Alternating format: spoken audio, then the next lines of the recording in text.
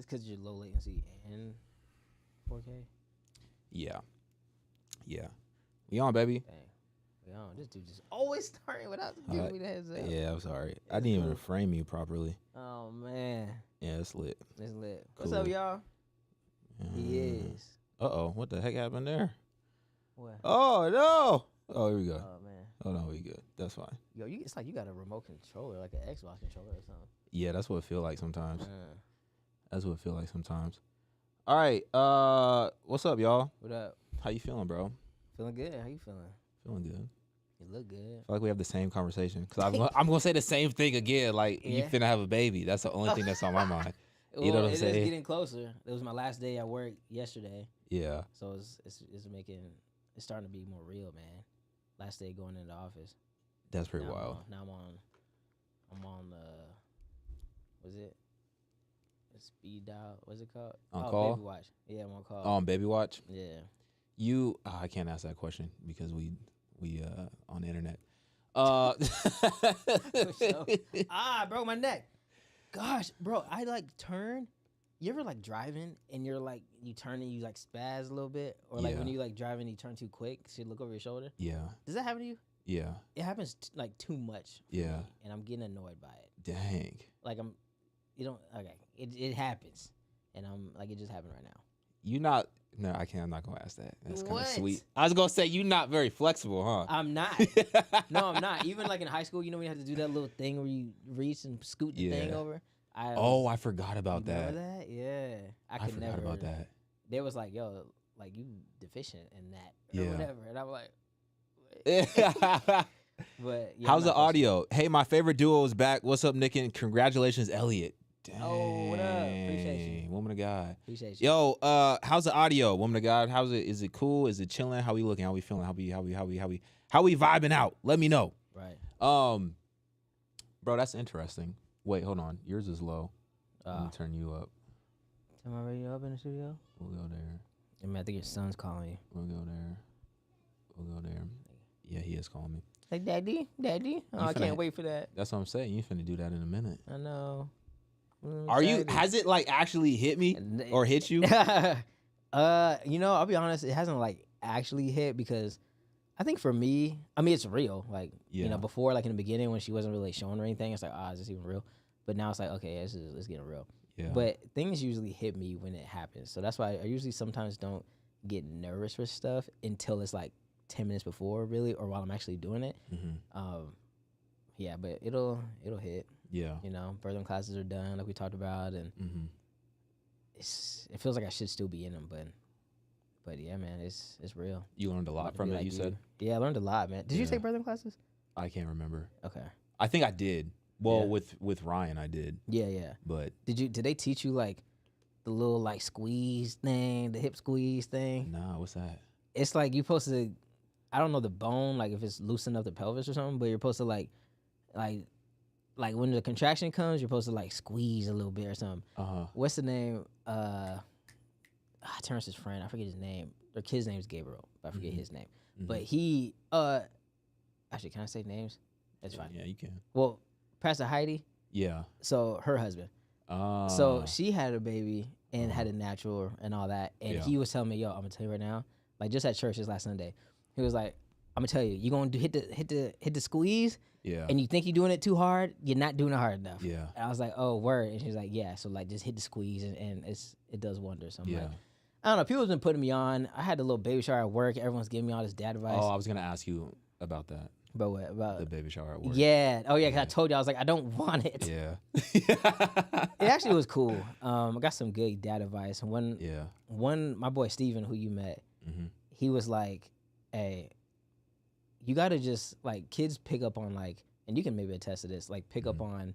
He said energy, but he means like the tone of like the house and stuff. Like he said kids pick on that easy, so you have to make sure. And I think he said that to me, like knowing that I am very impatient at times, and like, you know, I can like I can like pop off or whatever. Well, not pop off, but you know, I like get excited. I mean, you see right now I'm like super excited, you know. Yeah. But like, you know, it's like kids pick up on energy, and then even like sadness and all that stuff. Like, just be mindful of that. And I'm like, oh, that's good advice.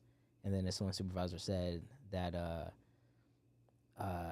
like don't be afraid. Just like you want your kids to apologize, like you too don't be afraid to apologize, because you know that will go a long way. And I actually really resonate with that, because I can remember when my dad has apologized to me, or even like my mom, and it's like it's just something different when your parents apologize, you know? Yeah.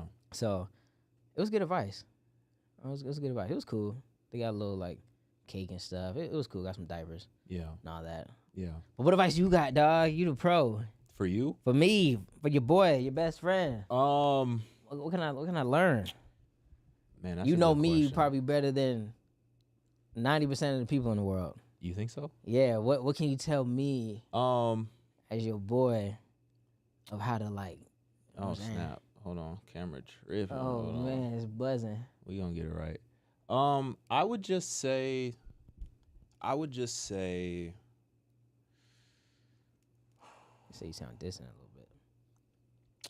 Yeah, yours was low, but I fixed it now. Okay. I would just say to cherish, not to be like super cliche and whatnot, but like cherish every moment, because it's gonna move so quick. Even like what you just told me with the just one thing from the church. Yeah. I did not realize that was a year ago since we did that series, the Just One series. I didn't realize that was a year ago. I know. It feels like a few months, not a few months, but maybe like 6 or something. Yeah, it felt like 6 months ago. Yeah. Yeah. So like the time is gonna fly. And especially it's such an exciting time, but it's also a very like high stress time. And I feel like during those seasons of our life, we kind of like lose track of time, if that makes sense. And it kind of goes by, like, it seems like it's going by faster. So I would just say, like, just remember to slow down and just really appreciate everything. Even if it's like, you know, having to like wake up and like, you know, well, I can't say that because I haven't woke up with a baby in a very long time. But you know, like the inconvenient stuff, like having to wake up and like, you know, do the diapers and like stuff. You don't like wake that. up right now with like the baby. Oh. Yo, shout out your wife. No, I don't do that. You bro. don't? No, bro. Oh. You think I should? Yeah. What am I supposed to do? I mean, shit. I'm supposed to pull out my chest or something? Like, you know what I'm saying? I got you. I'm empty. I ain't got nothing, bro. It's just what, you know? I mean, they were saying I could be there for support, I guess. Yeah, or they, you know, you can like change the diaper or something. You know what I mean? Well, or like, after you done. Well, he's feeding. at the point now where like yeah. we don't have to change him like throughout the night, so he's at that point now. But that's a good point. Yeah, like early on, you have to like wake them up early on every couple hours just to change their diaper, or else they get a rash and stuff like that. Gotcha. Yeah. So y'all gonna be waking up like every few hours. I know, that's what they were saying. Yeah. Like 2 hours. Was it like it's like 2 hours to feed and then go to sleep. Wake up 2 hours, feed, go to sleep. Mm-hmm. Yeah, man, we'll see. Luckily, I don't really trip too much about lack of sleep because I'm like a morning person, and well, hold on, I say that, but lack of sleep, I don't know. But but for me, man, I was actually telling my wife about this, and I was just joking with her too. I was like, hey, so I'm not changing no like poopy diapers because you know how I am with smells. Because I can't. I'm a big smells guy. It smells like butter. What? It smells like hot butter. Like early on. Yeah. Hot butter. You don't even like butter like that. I don't like butter now. I can't believe you don't like butter. You pagan. Bro. Butter? I don't like it's butter. It's in the Bible, bro. You don't even like Is butter in the Bible? It's in the Bible. Is it? Yeah. Pull it up, bro. I'll pull it up right now. I'll ask ChatGPT real quick. Hold on. Butter in the Bible verse. But like the very first, I think we talked about this. The very first poop is like black sludge. Oh, yeah. Yeah. It's kind of like weird. It's kind of alarming. But I would say too, and we had this conversation like personally, so I won't get too deep into it. But just like practically speaking, like from the hospital situation, just like don't let them dictate everything in the hospital. If there's things that you have questions about, if there's things that like you're confused or you're concerned about, then like that's your child. So that's like real. say whatever is on your heart. For sure. Because they're gonna try to like, and they're medical professionals, I get it, but everyone's a little bit different in terms of like your preferences and stuff like that. For sure. And I'm sure your wife like has her own preferences, and like so do you and whatnot. So yeah, I would just say just understand that going into it, and then just like stand on it. For sure. How do you, like when you say stand on it, like I mean, just stand on it, right? Like, no, like, Yeah. because do you get pushback at all? I feel like they shouldn't push back on anything. I mean, it Not to get depends. deep into it, but Like, it depends on it. Really, I don't know. Like, Okay. I've had a couple situations where I've gone to one hospital, or we've delivered at one hospital, and then we've delivered at a different hospital, yeah, and we had some different experiences. yeah, But typically everyone's like pretty nice, pretty chill, because that's their job. They're trained to kind of be that calming, that calming individual in that stressful environment, which is very stressful. yeah. But like, just I'm a professional, I know better, and they do. They're professionals and they're trained on it and whatnot. But you have options, is what I'm trying to say. For sure. So don't let them feel like, don't allow them to make you feel like you don't have options and you don't have choices, because that is your child at the end of the day. Amen. Yeah. I appreciate that. That's probably the realest advice. Cause that's real, dog. Cause you know what happened. Nah, I ain't gonna get into it. They try to fire your boy all because I won. Oh, off the shot. Yeah. Yeah. Get the thing. You remember the thing? We don't need to go back to that. Yeah, I remember. The verse about butter. All right. He will eat curds and honey at the time he knows enough to refuse evil and choose good. It's supposed to be a prophecy about predicting Jesus. Or nah. That's what. Hold on. Butter and honey shall he eat, that he may know to refuse the evil and choose the good. Isaiah 7:15. It sounds like it should be prophesying about John the Baptist or something. That's what it sounds like. Yeah, you didn't sell me. I ain't sell you. My fault. And then it said curd, not butter. So maybe another translation. Whatever, man. It's in the Bible. You gotta like it. I was kidding. That's a form of biblical manipulation. Spiritual manipulation, biblical manipulation. That. It's in the Bible. You gotta do it. Yeah, it's in the Bible. Don't mean you gotta like it. Yeah, genocide low key was in the Bible. Don't mean you gotta. That's a fact. We were just talking about that. That's a fact. But yeah, man, it's real. It's real. But how you been, dog? You been twitching? I've been stressed, bro. What? I've been stressed. I've been low key depressed. What? I've been yeah, man. I've been all of that. It's just a lot of stuff just on my mental, and then it's just like I kind of just have to keep pressing forward. And then at the same time, we're hiring people, but we're also seeing like a decrease in revenue. So at the same time that we're hiring people, we're seeing a decrease in revenue. And that's just what it is. That's the game that we play. It's going to be like up and down and whatnot. But I think and this is why you asked me, you just said something about like Bitcoin previously and whatnot. Oh, yeah. And I said like, I don't even care about any of that and like blah, blah, blah. Cause I'm just like, bro, at the end of the day, God's gonna sustain us, and whatever God wants to do, He's gonna do it in our life. Like, Amen. I could not to say that we should just sit back and not strive and do nothing, but I'm just learning every day. There's really nothing that I can control. At the end of the day, like nothing is really in my hands whatsoever. Yeah. Amen. Like as much as I think that it is, it's God's in control. He's on the throne. Yeah.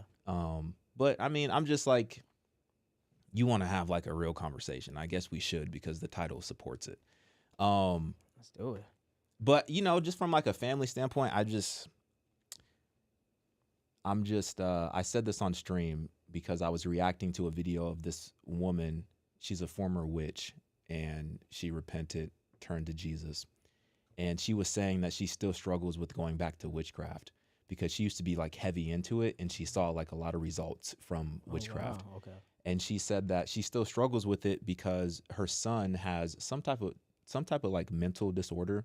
Okay. And she's been praying, asking God to heal on her knees, on her face, going to church, going to overnight services, having like everybody petitioning for her in prayer, and her son's condition is like the same. And she's like, well, I have some spell work that I still remember. I have people that can still, get it done for me in the spiritual realm through witchcraft. So I'm tempted to go back because I don't see any result in that area. And everybody in the chat had their own opinion about that video and whatnot. But I said, I respect her for saying that, because that's a real temptation that she's facing. Yeah. And from my perspective, like, I get it, because there's stuff that I've been praying for specifically in my family. And I've been praying. We had this conversation. I've been praying. I'm just like, I'm not seeing results. In fact, it's getting worse. But at the same time, it's like, well, I don't know all of what God is doing behind the scenes, obviously. But from my vantage point, it don't really look like he's doing nothing. At least in this situation. Yeah, you know what I mean? Yeah. And I was just kind of reminded of that yesterday. And but at the end of the day, it's like, bro, I was just thinking this because I literally just went to Chick-fil-A before you came here. And it's like, well, what does God really owe us? Honestly, nothing but judgment. Like, if you really want to get, like he owes us the wages of our sin is what he owes us, right? But he gives us grace. And you know what I'm saying? Yeah. So it's like, but practically, when you ask me how I'm doing, I'm just like, bro, I don't know. Life is life. I don't know. It's life. But at the same time, I was in the shower last night, not to get too dark, but I was in the shower last night and I was like, I was listening to some worship song and I was just sitting there like, bro, honestly, if I died right now, I would be like happy. Not from the standpoint of like that I want to leave and obviously I would miss my children. I would miss my family. I would miss my friends and stuff like that. But God has done so much in my life and he's just been so good to me. I don't really know what more I could ask for. Yeah. You know what I mean? I know what you mean. So I'm kind of like in a weird like bipolar state. Yeah, you in a heavy place, dog. I feel you, man. I'm sorry you carrying all that. I mean, you know the scripture though. You know, like God is the God that loves to take our burdens and our anxieties and our thoughts. But just because we know that to be true doesn't mean we're still not feeling it in this moment, you know? So, man, we'll be praying for sure. It's funny that you said a lot of stuff. You know, my memory's bad, but I hope I can remember. But you mentioned something that reminded me of what I talked about. Just God own us something. Yeah. God own us nothing. I started doing my little Bible trivia thing, and then at the very end, I kind of went on a tangent and just talked about like, you know, this prophet Joshua thing and blah blah blah blah and all this stuff. And I was reminded of like, if you really think about it, like you were saying, God actually doesn't owe us anything. So why do we like pray as if we're owed something? Like I prayed, like, you know, and granted, like stuff like, you know, healing for your kids and all that, like I get that. Yeah, you know, I definitely get that. But you know, to your perspective, like it's that reminder, like God doesn't owe us anything, but yet still He asks us to ask and seek, you know, and knock, the door will be open. And if you have faith the size of a mustard seed, and take this example of the unjust judge who keeps coming, you know, even though he doesn't owe us anything, but he is a God that actually cares for us. So, as much as you're carrying all those burdens and stuff, and you know, many people online too as well, like be reminded, God is right here. Like He's right here. He's like, yo, let me hold that for you. Like those are some big weights. Yeah, I get that. Let me hold that. Yeah. Let me take that. Let me just hold this for right now. Let's just sit and just be together for a second. What is it that you want to tell me? What do you really have in your heart that you need to maybe pour out that I can take away and then replace with something else? Let's just slow down. All these thoughts, let's narrow it all away. First, let's get you in a presence. Let's get you knowing what presence you're in. Remind you of who I am. Remind you of what I've done for you. Remind you of what I'm doing for you. Let's slow down. Okay. Now let me take this one by one. Yeah. It's like it's something like about that happens, but it's like you got to sit there and slow down. At least this is for me. Yeah. And then it's like those things don't go away, but the fear, the feeling, the anxiety that comes with those things, that goes away. But those things, they might not go away, but it's up to God to take care of those things. It's up to us to try to relinquish this anxiety thing and the things we feel to Him as best as we can. And then it'll come back and then we'll give it right back. That's why He says, resist the enemy, he'll flee. Like, okay, God did not give me a spirit of fear. And then we see it all through the Bible. The devil looks for an opportune time to tempt us. And it's always going to be in times like this. Here's an opportune time. Okay, finances going down and I'm hiring people to, you know, help me out. And now you want to come and get me? Yeah. Oh, okay, I see you. Yeah. But watch God. Yeah. You know? But I definitely, I feel you, bro. Yeah. I'm sorry. No, it's cool. I'm just like, I've been Yeah. Because we had to move unexpectedly. Not only that, but it's like I intentionally took a break and kind of slowed things down. But then it was like, oh, you got to move. So it's like, all right, we got to pay for the move. We got to pay for another deposit. We got to pay for another rent. I got to pay for my other rent too. I got to do all this type of stuff. Yeah. On top of that, we're like hiring. We have bills. We're family and stuff. Yeah. So I'm like, and then if you took a break, like the algorithm's probably slowing down maybe or something. Is that a thing? Okay. So I'm like, whatever. Like from a financial standpoint, it's like I'm just like I'm going into the freaking reserves and stuff. So I'm like, it is what it is, bro. Like it's cool, and that's why I said like if I were to die, I would be happy because of all of that God has done within my life. Not that I want to die, but I'm just so grateful and so thankful to even be in the position to be able to handle that burden from like a financial standpoint and whatnot, and to be in a position to handle that stress and that pressure, and to even have like stress and just to have stuff to stress about, which ultimately means like we have like things that are like important and like, you know, that we value and that we want to take care of, like our family and things of that nature. So, you know, it's I don't know. I'm like I feel like I'm in a different season of my life, but then at the same time, it is like increasing my hunger to like go harder, but also to like seek him even more. But yeah, man, I'm just, how you doing, bro? Nah, I'm good. I'm good. How you doing, nah, bro? we both, well, you said something else too. And I'm like, cause I was doing my little just read, and then something in Proverbs 11 popped up. Yeah. But I'm trying to find what it is. Hey, shout out to Covenant Studios. $4.99 super chat. Just miss y'all, bro. Would love to fellowship more. Be blessed in Jesus' name. Love that guy. Yeah, we got to figure out. Yeah, he's dope. His channel is really cool too. We got to figure out something to where we can fellowship more and make it just a fellowship. You know what I mean? Because we used to do it on TikTok, TikTok Live a lot. And then obviously we fell away from that. Yeah. Bro, you remember the Discord days? I do remember those days. I saw Ricardo popped up actually on the TikTok Live. I started doing a little trivia thing, like I was saying. Yeah. So I'm seeing some of the old people from Discord, like Heather, Ricardo. I forgot about Heather. Heather, yeah. And actually some girl that popped up from when we used to pray for people on live. Yeah. So even before the Discord. Yeah. So, yeah, I think Moody was like the very first one though, huh? She was the OG. She was the OG. Yeah. Yeah, I remember those days. Those were fun. Did she get married? Nah. Okay. Well, I don't know. I thought she got married.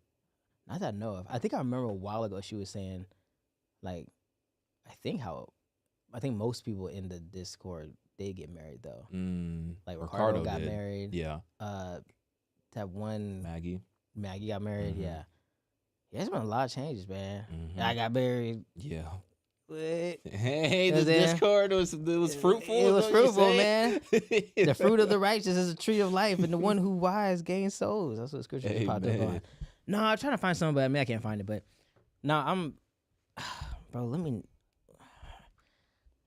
I don't know. Yeah, that, you know how you said, it's funny when COVID hit. Like you said you were in the shower and you're like, yo, I could just like.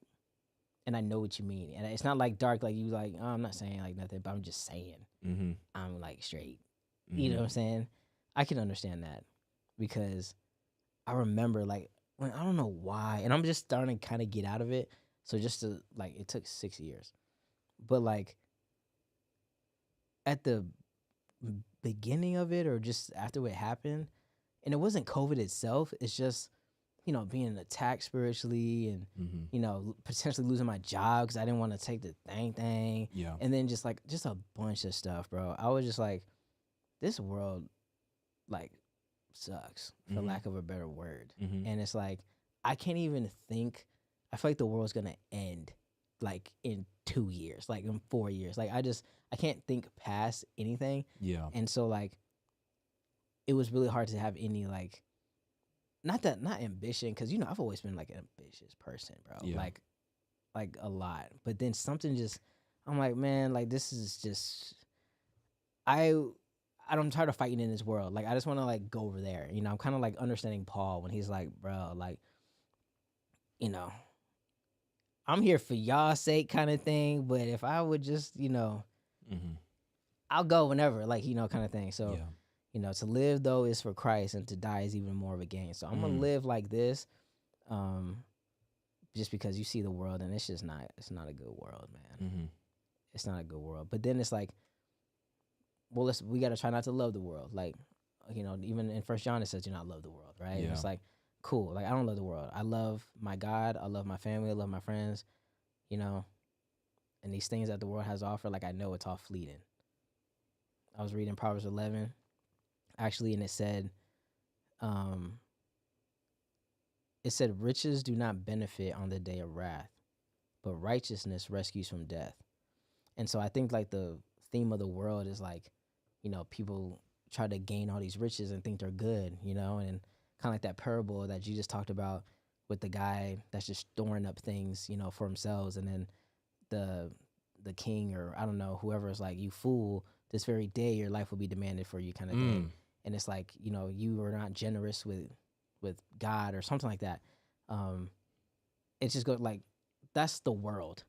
And it's like, I think going back to this like position of, I'm good with what I have. Like, I'm not complacent, but I'm content. Yeah. Like, I'm not like thinking I shouldn't want more, like grow in God, or want to gain more responsibility. You know, you being faithful with a little, I'll give you to be faithful with a lot. Like, it's not to say you can't ask for that, but I'm still content if you don't give me anything, because I know that you're going to take care of me. I always just try to fall back to that, even if I don't feel it. Yeah. So, you know, I'm not saying you're not doing that, but if you're not, try that. Like, you know what, God, I think I remember all these stories that I read about you, and how you've been faithful, and how you provided, and how you say, look at these sparrows, bro. Like, aren't they sold for a penny? But your Father in heaven feeds those people that's worth a penny. Yeah. And I can look and be like, oh yeah, you fed me all this time. You know, you're gonna keep feeding me. Yeah. You know, I was young, and now I'm old. I've never seen the righteous forsaken, or their children begging for bread. Mm-hmm. Okay, God, I see your character. Yeah. Let that take away some of these feelings as I'm sitting there in your presence. Yeah. In the stillness and the quiet. Yeah. And then you go back and face the world again. Yeah. Yeah. But I'm cool, man. I'm cool. To answer your question. I'm cool. I need some money, actually. You know, that's what I keep saying. And my wife, she's probably tired of me saying it all the time. Every time I wake up, I'm like, oh, what's up, baby? You know, whatever. It's like, oh, yeah, I need some bread. You know? But it's like a joke, you know? Yeah. Because I say that as like actual joke, you know, not to just squash everything I just said earlier. But I feel like there's a different perspective I have as like a married man now, and then now having a little one on the way. It's like, okay, I can't stay in Section 8 forever, you know what I'm saying? And I got to like make sure my family good. Yeah. Especially for the lifestyle we want to have. You say Section 8, but it's a nice Section 8. It's a nice Section 8. I live in Section 8. I stay in Section 8. People think it's Section 8 it's like Section you in the 8. trenches. I'm in old block Section 8. That's what I'm saying. It's not that. I am. The projects. Living in the projects. Living in the projects. Bro, I forgot that song. Who was that, Juvenile? I don't even know, but it's pagan, so let's not talk about it. Oh, man. Isn't it crazy what we used to listen to, bro? It's crazy. It's crazy. We talked last time about all the scary stuff I used to watch too and all that. It's crazy. Oh, yeah. It's crazy. I still ain't watched Sinners. I need to. Yeah. I told the chat I was going to watch it, but I haven't even watched it yet. You haven't even watched it? No. Hey, like I said, don't. Did you watch K-pop Demon Hunters? Nah. I've heard of that, but nah. That's the anime one, right? Or it's like a cartoon? Yeah. It's the anime one. I don't like anime. Actually, I did like Pokemon when I was a kid. It's kind of anime, but like it's not like, I don't know if I would classify it as anime, but it has like that type of energy, but you should watch it. Is this for me? You can wear it if you want to. It was Ryan and Alea were sitting here recording a podcast, and so Ryan was wearing those. What did they talk about? They were talking about like everything, but Alea kept bringing the conversation back to Jesus like over and over again. Yeah. I'm gonna. But they were talking about everything. That's awesome. Sorry to cut you off. Wait, the Demon Hunter thing? I thought, is that a movie or a video game? It's a movie. It's the most watched Netflix show ever of all time. Are you serious? Of all time. Even more than, what's the one with the game? The Squid Game? Squid Game. Even more than that? Even more than that. What? Even more than that. Even more. Hold on. Let me ask. Demon Hunter? Yeah, hold on. What is... Hey, do I look crazy with this on, you guys? You can't even really tell because your hair is black and then it's the black. Yo, I gotta... Okay, so at church, Bro, you see my switched up my barber, right? Don't tell my barber though. Wait, you did? Yeah, look at the cut, bro. Ain't it clean? Where'd you go? Tell me it's like different, dog. It looks good. It look good. Yeah. Just do not hyping it up. Bro. Oh, no, it looks good. Okay, cool. Nah, I'll tell you where I went. No, what's up? No, I was going to say K-Pop Demon Hunters, it's the most watched Netflix movie of all time. It has over 236 million views and it has over 500 million total views. 500 million total views. That doesn't sound like a lot for some reason. For context, the previous top spot had 230 million views, so it doubled it. Wow. Yeah. And it's a movie, not a TV show. It's a movie. I'm only 20 minutes. I'm only 20 minutes through, because I told the chat I was gonna watch K-Pop Demon Hunters, and then I was gonna watch Sinners. Dang. I'm only 20 minutes through K-Pop Demon Hunters, but it's kind of crazy. Dang. It's kind of crazy. You low-key would probably like it. Really? Low-key. Why? Because they're literally demon hunters. They're literally pop stars who they're masquerading as pop stars, but they're really like demon hunters. So they're like, is it pagan? I don't know. I'm only 20 minutes through. It feels pagan, but then I kind of feel like, wait, this might not be pagan. But really? The fact that I'm wrestling with it is like, I think it might be pagan. Gotcha. But I got to finish it. Dang, that's interesting. Yeah. Yeah, I never seen that. But I did watch Sinners, like I said, which wouldn't recommend it. You wouldn't recommend Sinners? I mean, it was, like I said, it was a good movie, but like... For Christians, you wouldn't recommend it? I don't know. Like, I don't know, because, I'm in that weird space. Like, I'm not saying it doesn't, like, do something to you. Yeah. But I go into it knowing I'm looking for the pagan stuff. Yeah. But that's me, and I'm like, see, that's the lie. So now I can, when someone tries to say, oh, look, like voodoo is actually, helps to like heal and blah, blah, blah. And I remember in Sinners, like, I can be like, okay, well, what do you mean it heals? Oh, in the movie Sinners, it shows and blah, blah, blah. And I heard back in, Haiti, they blah, blah, blah. I'm like, no. And I can see what they're talking about and kind of relate to it. But I mean, that's probably not like a good thing to do. But I like grew up, like, I've always been interested in that stuff, And I mean, I guess it doesn't like turn off. I'm not interested in like I would do witchcraft or nothing because I was too scared for that. But I'm always interested in like diffusing lies. And I think that just comes with like my upbringing, because like you hear how like Islam and like Christianity is so similar, and how like it was like a light bulb moment for me when I really was like, wait a minute, the God of the Bible and Allah is not the same God. I grew up thinking it's just another word for God. Yeah. But you see how like it seems like it's the same thing, but you got to pull back the strings and the tangle, the AirPods are all tangled up, and you got to, you know what I mean? You like that metaphor? Yeah. So I just always liked doing that, but I can understand the spiritual ramifications from it, because, I'll be in the healing rooms and I know people be like, I don't know. Some people are more sensitive, I guess, or not. I don't know. But you think watching like a scary movie, you can open up the door to demonic stuff? Yeah, I think so. Because I remember when I was a kid, I can remember having to, like, watching a scary movie and then having a scary dream right after, I think this, but not just movies, like even watching like porn or like watching anything, like seeing someone get killed or watching a fight, or like, you're like, that can affect you in some way, shape, or form a little bit. Yeah. But I don't know. You remember the first time you watched porn? Not to get crazy, but to get crazy. This dude love getting crazy. Bro, because I remember the first time I watched porn, and then I remember I was outside.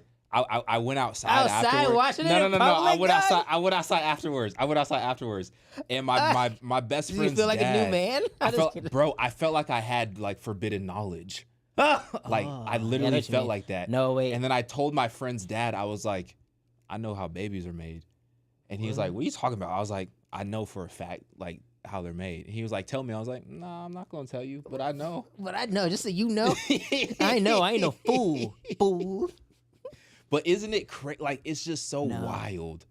But even, did you know the porn is like the root word porneia literally means sexual immorality? Oh, I didn't know that. In the Greek, porneia literally means sexual immorality. Oh, I didn't know that. That's crazy. Oh wow. So it's like the entire industry is literally telling you sexual. like this is sexual immorality and we like it and we are And promoting it and this is what it is. Are you serious? Yeah. That's You didn't know that? I did not know that. I knew about the pharmakia part with The pharmacy. pharmakia too, yeah. I didn't know about porneia. Mhm. Means sexual immorality. Yep. Let's see what the Lord says about sexual immorality for those who are struggling with porneia. It says sexual immorality is the only sin that one commits against their own body. But what does that mean? What does that mean? Good question. It's the only sin that one commits against their own body. That's a good question. I never thought about that. Is it because you're bonded to those spirits in some way? Like, it could be that, but I think like sin, like all sins seem to be like outwardly like, or like some sort of like extended thing, but you're sinning against yourself. Like you're purposely inflicting yourself like intentionally, and it feels good, but you're like, it's like just drinking poison. You know, it's literally just like, oh yeah, oh it's fine, it feels good. You're drinking poison, like you're drinking poison. Whereas if I were to say, you Nick, you suck, and just cuss you out, or whatever, I'm not sinning against my own body. I'm sinning against my spirit, I guess, or whatever. And I'm like, you know, but like I'm actually hurting myself. So maybe that's what it means. But I never looked into it. That's pretty wild. Yeah, that's a good analogy though, from a poison standpoint. Yeah. It's like, yeah, we know we're drinking poison, but it feels good, so we're gonna keep doing it as long as we can do it, and then we're gonna die, and then we're gonna be sizzling. Like, well, at least the poison was good when we were on Earth. You know what I'm saying? Yeah. You saw the OnlyFans creator just pass away? I did. You saw he was making $2 million per day at one point? I did not see that. Wild. $2 million a day. He started making porn sites when he was a teenager. So he's been in the game for a very long time. He's been for a very long time. A big gooner. Wow. Hey, that's what he was. He's been a big gooner. Ain't that the word? I'm trying to be hip. But at what point is enough though? That's the thing. It's never enough with that type of stuff. With money, with lust, with all of all of that. If sin was good, you'd only have to do it one time. Dang. And it'll be good. It's not. So you got to keep coming back to keep feeding it because it's not sustainable. It's not good. Dang. Give your life to God. You experience His love one time. Your life has changed.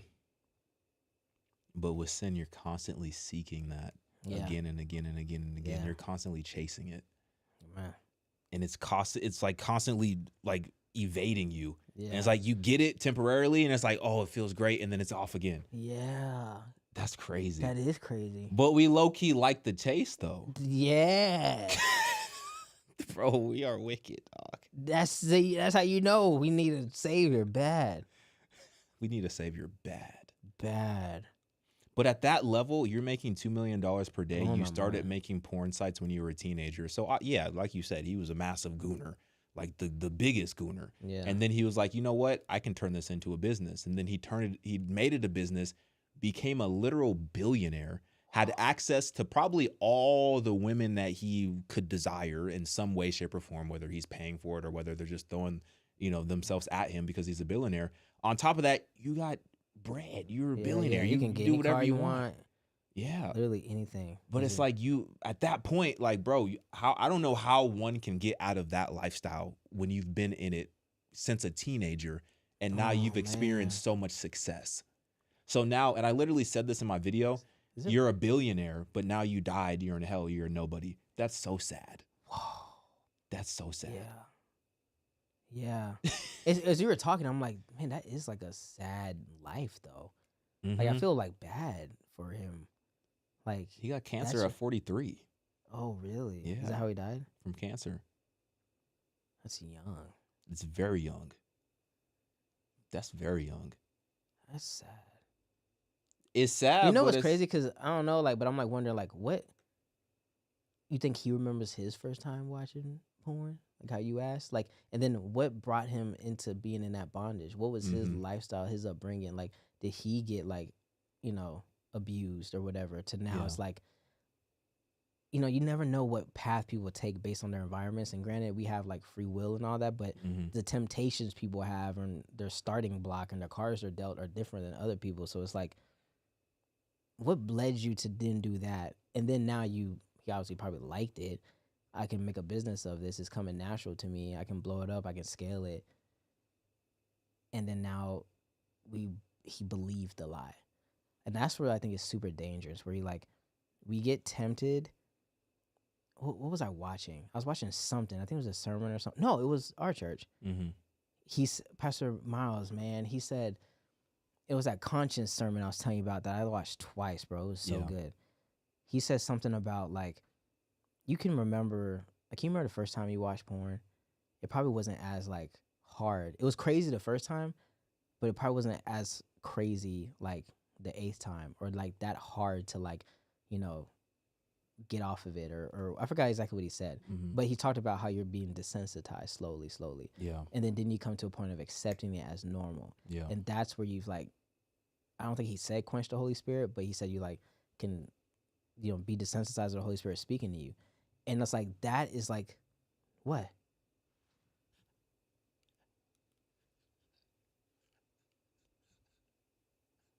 What? Oh, my rolly neck? Why'd she say that? I'm sad. Why'd she roast you like that for? Courtney came from the...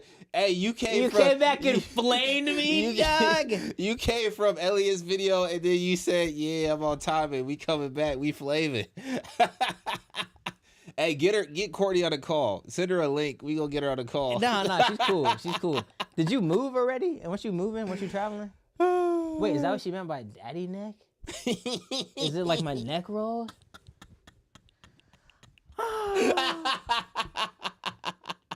I'm calling my wife, baby.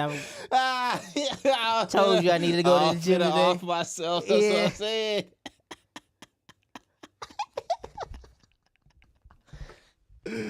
I forgot what we was talking about. Wait, I don't want to know what you're talking about. You know me, bro. I'm insecure.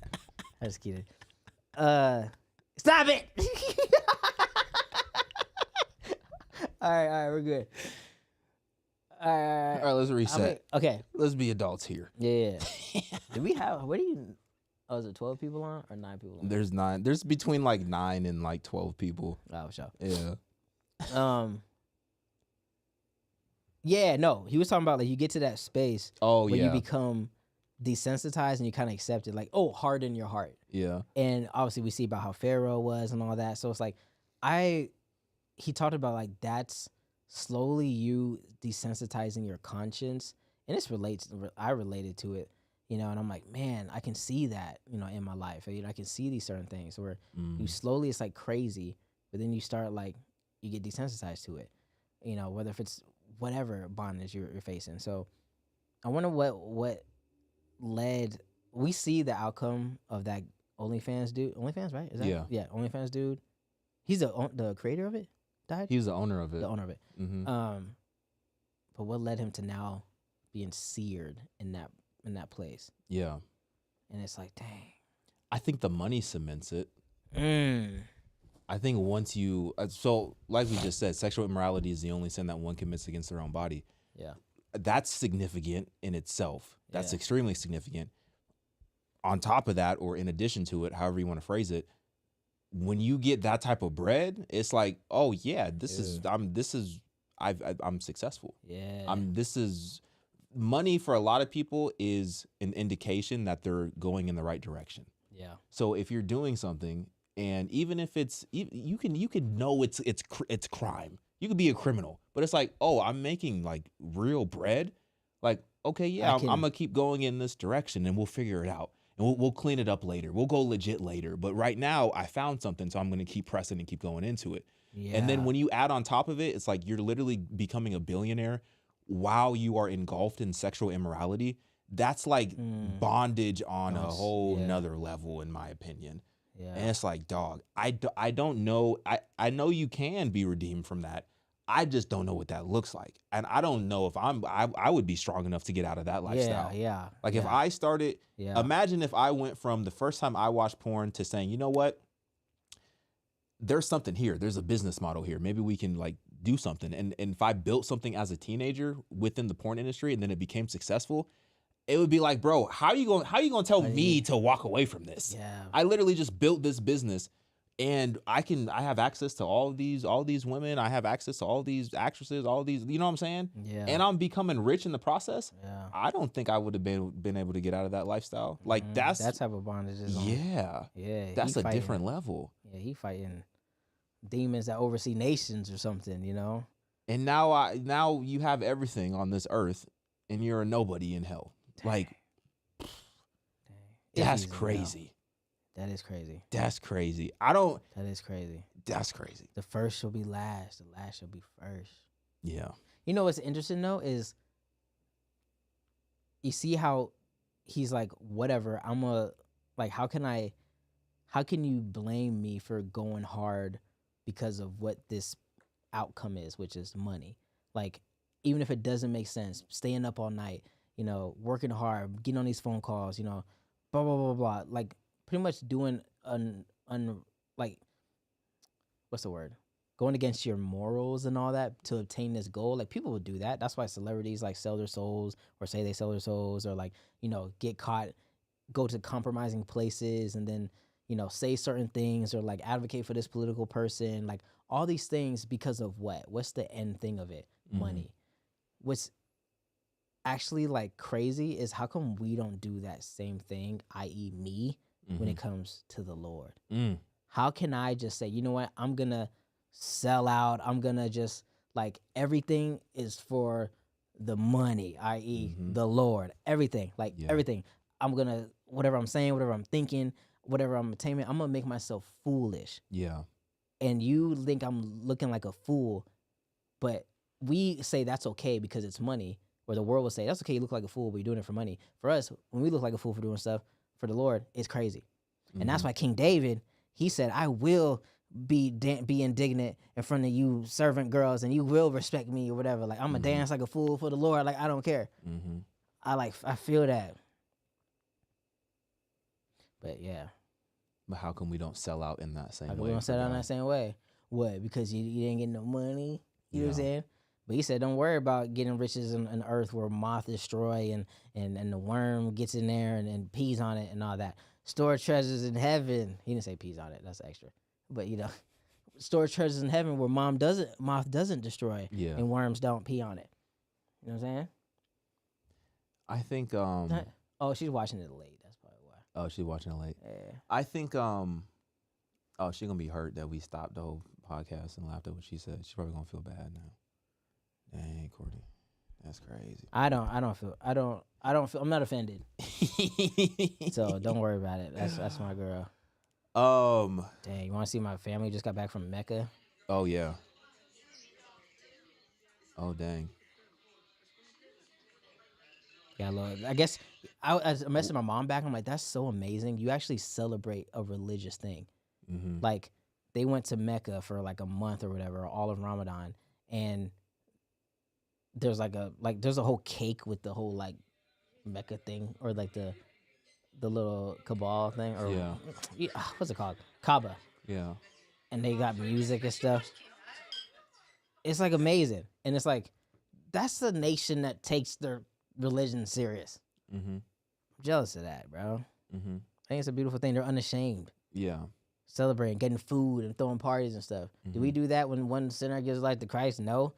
We just text save to 52525 or whatever, and then we just dip out. What? Ah, man. Look at that cake. That's like a wedding cake. That is a wedding cake. Oh, because you went to Mecca?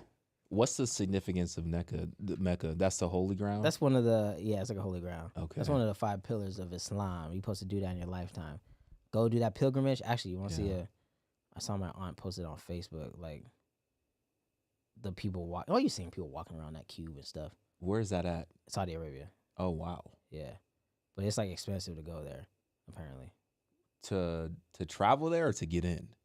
Good question. That I don't know. Oh, this is my coworker who passed. Oh, dang. Bro, did I tell you my other coworker got a 66% chance to live? You told me that.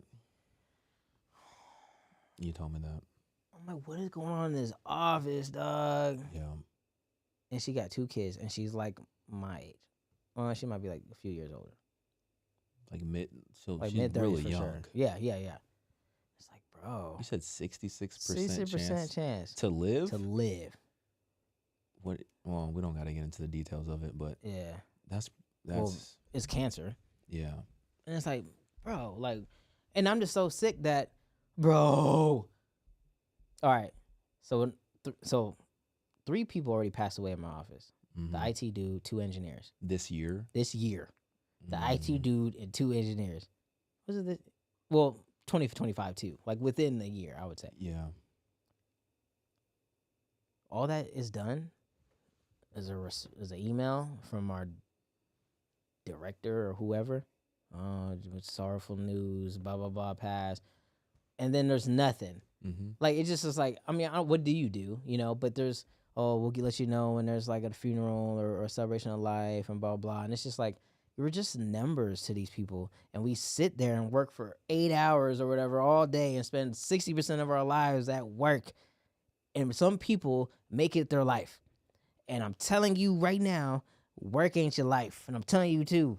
And I'm telling me, work ain't your life, because they don't care about you. They'll replace you and you'll be cool, because we in a capitalist nation. All we care about is bread, and I need more bread.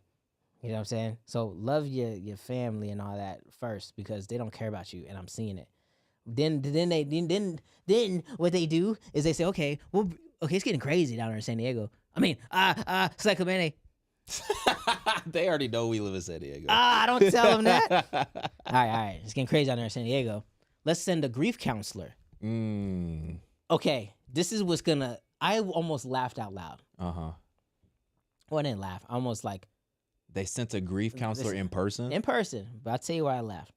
But first, back up. The grief counselor, like calendar invite was sent out, and so now we go to the little main room, and it's like all of us in here.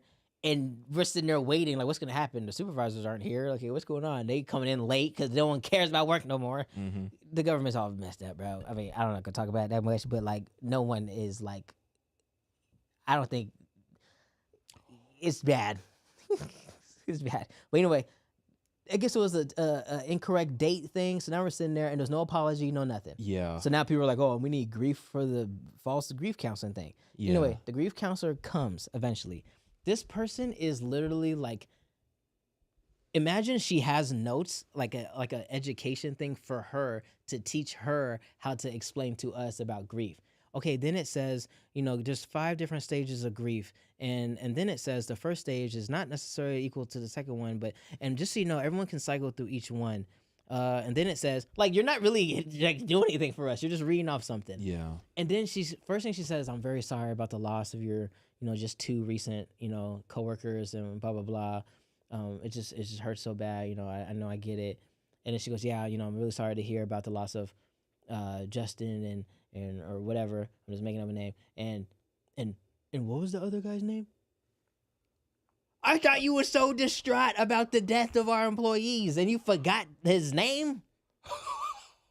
I almost laughed and got up out of there.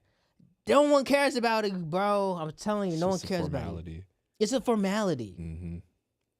I could have been a better grief counselor. And then no one said anything about the Lord, except one dude got up there and said, no one is saying anything about the spiritual component. Dang. But I'll tell you this. I lost my sister and then lost my mom within a week when I was overseas and wherever he was at. And the only thing, he was Catholic, the only thing I was able to get through is through my relationship with the Catholic Church or something like that. Yeah. And I'm like, that's interesting, the church? But okay. He the only one spoke up, and then she was like, oh, yeah, whatever. I'm like, bro, this world is like, you guys can't even grief right. Yeah. So we can't even, man, I just don't like work. I just like, what are we doing? Are we just pretending? Like, everything's pretend, bro. Everything's pretend. Everything's pretend. I'm acting like my commander-in-chief. Everything's pretend. Mm-hmm. Sorry, I'm going off. Let me chill. No, you're correct. It is pretend. Did you see this? I was gonna send this to you. Did you see the Pete Hegg stuff? Can you talk about this stuff? Oh man, I don't know if I could. Well, I'll let you know if I can talk about it. Isn't it crazy I can't talk about it? I thought we had freedom of speech. You talking about Pete Hegg said? Yeah. I can't really. I'll be honest, I can't. Like, I'm telling you, I can't. I feel you. I will lose my job. But what are you gonna say? And I'll let you know if I can say anything about it. Well, did you see the the holy war conversation about him saying that God is on their side, and he's telling the commanders are telling the troops and stuff like that this is fulfilling prophecy, what they're doing. You saw that? I did see that. Okay. And they're quoting the book of Revelation. I did not see that. You didn't see that? No. So apparently there's like some like lawsuits or something going on. I don't know how it works out, but they were saying that individuals like that are leading are quoting the book of Revelation in order to instill this like camaraderie and motivation to get the soldiers like to fight and like pursue this war. Yeah. So they're like framing it as like this like holy like religious like context. Yeah. And like saying that God is on their side and this is fulfilling prophecy essentially. Yeah. I thought that was crazy. That is crazy. I think I did a video about that somewhat. Mm-hmm. And I kind of tied that into that dude that like broke his arm by trying to like say like, you know, people don't want this war. You seen that? The guy that was like taken into the Senate or whatever, and he like. Oh yeah, I did see that. That was crazy. Yep. But and they was dragging him out. They was dragging him out, and he popped his arm. Yep. I mean, granted, he could have let go, but you know, I think I saw that, but yeah, I can't talk about that, bro. I was talking to my coworker about it. I was like, hey, do you think? I should think I showed him. Oh wait, is this video?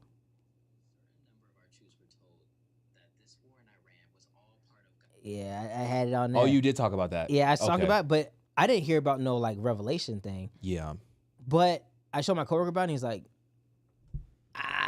you kind of teetered a little too deep. You probably can't talk about it. I was like, all right, so actually, let me delete that video right now before I get fired. Oh, that video? You think you teetered too deep? Yeah, and I thought I didn't. That's the bill. Oh, I didn't even look at these comments.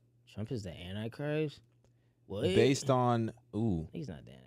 Based on recent reports from early 2026, Pete Hegseth, in his role U.S. Secretary of Defense, has frequently used biblical imagery, specifically from the Book of Revelation, to frame U.S. military operations against Iran as, quote, divine plan. And it said that he's promoting apocalyptic evangelical theology within the Pentagon to justify military action as a step forward, triggering Armageddon and the return of Jesus Christ. That's from The Guardian. Yeah, that's what I saw. You saw that one? I saw that. I thought it was some more to that. Okay. Bro, you see, like, okay, where is that going? Like, that's kind of vague. Like, okay, so how does this war contribute to that? Are you saying there's the coalition, the 10 kingdoms or something for the Antichrist? Like, what are we talking about? Yeah. Like, that is crazy. What's military.com? Is that associated with the government or no? I would assume, yeah. Oh, okay. Yeah, why? It just said that lawmakers want him investigated because of that. Oh, okay. Mainly like on the Democratic side. But anyway, I know you can't talk about it, so I'm not going to go too far into it. But I just thought that was crazy. I thought that was interesting. Yeah, that's what I'm saying. Like, they going to pack you up, They dog. going to pack me up. Hey, man, I knew it. We was trying to find a reason to get rid of you. They going to sit you down and play the video. Yeah. Can you speak to what you was saying? This is your boss. You going to finesse it, though. You going to have something to say, I'm going to finesse it. I'm like, what? No, I didn't mean that. Let me play it back. No, I said... Yeah, no, I don't know. I'll be sweating. I was sweating in that barber chair. I got to tell you about that, bro. I was so embarrassed. I came out with this linen shirt I had, and bro, it was like how your back is when sweat comes. Bro, it's crazy. Yeah, it's bad. What we talk about before the military.com? You had something. You were about to go down a path, but I cut you off. I forgot what you was finna say though. Whatever. Probably was nothing. Jesus don't owe us nothing. Okay, yeah, it's too late. You need to pray without ceasing. Pray until something happens. Don't be discouraged, brother. I stand in agreement with you, brother. I feel like I have some issues. Yeah. Like mentally, I have some issues. I feel like. What do you mean? Just being real. Let's talk about it. That's what I feel. Because I can share what I think I have by too. Because sometimes I just feel like sometimes I just want to cry, and I'm just like, I don't know why I'm sad. I just want to cry. Yeah. And that like happens like every like 3 weeks, and then I'm like, I'm happy, I'm good, and then other times I'm like, just like desensitized to everything. I don't know, bro. You overburdened. I think. I don't know, bro. That's why I said I don't want to keep talking about it, but like, you know what I'm saying? Like, if you feel it, man, or we can talk about it offline or whatever. I'm glad we're gonna be chilling tomorrow. So that's like, okay, don't worry about none of like, just need some fresh air and you just, you know what I mean? Yeah, but it's like, I don't really know how to explain it. It's almost, and this is gonna be very selfish how this comes across, because the universe is not centered around me, but God has literally given me everything that I've prayed for. Yeah. And now I'm sitting here like, what else do you want me to do?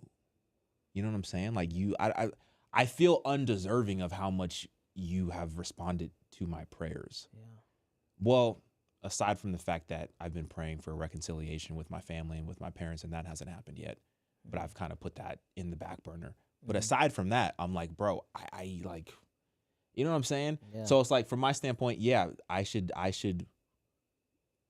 focus on what he's done for me, and I should focus more on what I can do for him and how I can be a blessing to God and how I can, advance his kingdom. But I oftentimes find myself so like fixated on myself. And I think that's how I fall into like that mental like gymnastics that I often find myself in every 3 weeks of like depression and thinking about death and yada, yada, yada. Yeah. Yeah, that's what I think. This is me being my own therapist. Yeah. Because I'll never sit down with a therapist. No, that's really good, bro. You really opening. You think I should sit down with a therapist? Would you see a therapist? I'm staunchly against therapists. Really? Okay. Yeah. Wait, you saw a Christian therapist one time. I did, and it was a bad experience. And it was exactly the experience. Nah. It was exactly what I thought it was gonna be. Uh-huh. Like, I feel like, and maybe it's not like it for everything, but I feel like you think I just want someone to hear me talk. Uh-huh. And I don't need you to hear me talk. Like, I don't, people like, I just want someone to listen or whatever. Like, oh, okay, why do you think that? Like, blah, blah, blah. Like, it was that thing where it's like, I don't have a fear of saying what's on my mind. Mm-hmm. So, or I don't feel like I can't say what's on my mind, because I'm gonna say what's on my mind. Yeah. But I'm saying, like, help me rationalize what's this on my mind, and no one can do that. And I think it's my own fault, because I don't trust no Christian therapist either, because I'm like, hold on. I don't know, man, and I don't know. It might sound arrogant, and I don't want to go there, but I'm like, I don't trust, just because you say you're a Christian therapist, I don't believe you're a Christian. Dang. I don't know. I gotta know. It's like, okay, I don't know if I can even, if you gonna really, because, bro, I'm that type of Christian, bro. I'm the only one that's like, yeah, get burned alive for the Lord if it comes to it. Like, and I can say that, like, and I actually mean it. But, like, I don't mean, like, I want to. Like, you know what I'm saying? Like, I know it's scary and all that stuff, but it's like, and by the way, I'm not saying, like, I'm talking about just, like, you're, like, it is what it is. Like, I don't need to, like, how can someone tell me how to, like, help me with my life if I already think in life I'm not owed anything in life? And then also, but I'm still battling this thing. So, like, and I'm also, like, if God tells me to go, like, I don't know, like, if God told me to go and, I don't want to say it, that was crazy, I ain't gonna say that. Okay, you see these, like, people would, I ain't gonna say that, that's crazy, I ain't gonna say you that. talking about the kamikazes or something? Yeah, I was talking about that. I don't know how I get that. How do you know? Because you know me. Okay, I'm not talking about doing that, but I'm just saying, if they believe that their God told them to do that and they did that, yo, I respect that. I was talking about this Joshua. I respect that they'll do anything for their God. Yeah, I got you. I'm in that same boat. Though, will I do it? I don't know. Yeah. But that's why it's like, I don't feel like I'm owed anything, and I don't feel like, oh, well, why don't I have this or whatever, even though I do want things and blah, blah, blah. But then I'm like, at the end of it, I'm like, okay, I don't have it. It's fine. It is what it is.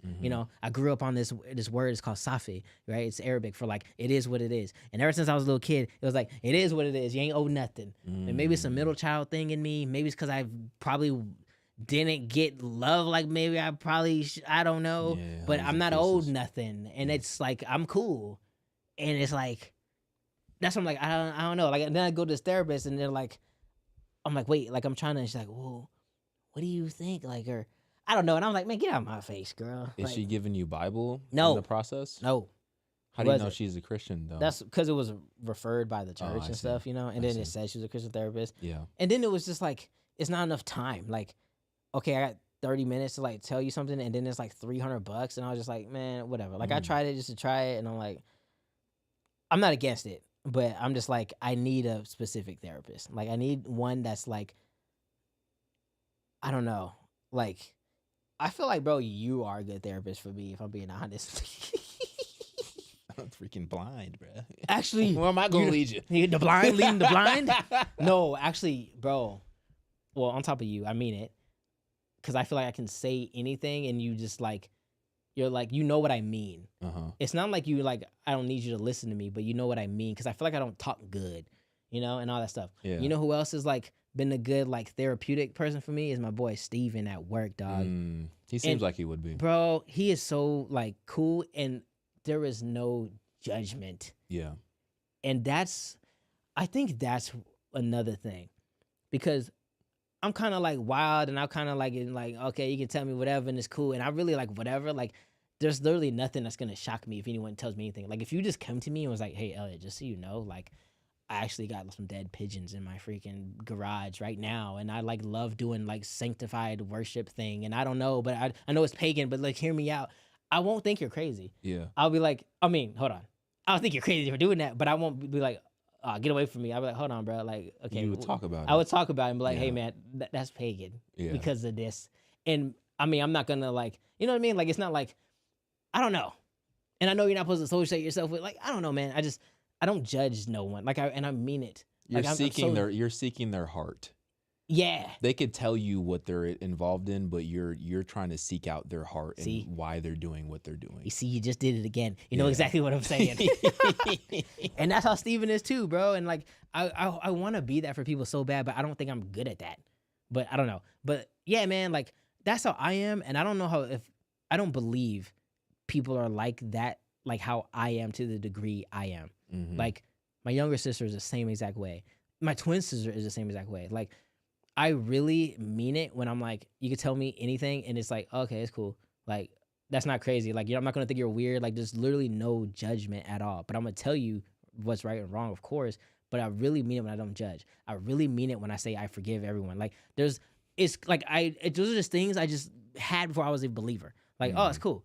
Like, that don't mean I'm not like, like, oh, you hurt me or whatever. But like, it's just, I don't know, man. Like, I don't know. And so, like, when people come in, like, she wants to ask me, like, therapist stuff, like, oh, is that hard to, like, forgive? Or I don't know. And I'm like, no. Like, what do you mean? Like, I don't know. I can't explain it. Yeah. So I got to find, like, a good therapist, I guess, if I ever do. So I'm actually not against it. Yeah. Because I think, and this is why, and it's not to be, like, prideful or anything, but I think a lot of people ain't mentally, like, where I'm at. I don't know if that's called mentally tough or whatever, like, but where I'm at, where I really come to the point, bro, that I'm like, I'm not owed anything. Like, when you come to the point where you're like, yo, I believe this faith is the truth, and then I'm going to make my mind not believe that truth to go follow this faith and say that's truth. Yeah. You know how, imagine if someone told you to deny Jesus. And because it was false, okay, let's just say you were, let's say you deny Jesus, and then you go to this one that actually is true, like on the equivalent of how like Jesus is the truth. And you actually did that. The fact that you were able to detach yourself from something and then go to this, that you had to, one, be like, I'm so wrong about, I could be wrong about anything. That's a big form of humility, I think. That's a big, like, pride let go. That's a big risk. That's a big, like, I don't know, like, to be in that mental space to do that, like, and you come across and be cool, I can handle anything. To be like, God, I prayed, like how you just said, God's given me everything I ever asked for. I can say the same exact thing. Yeah.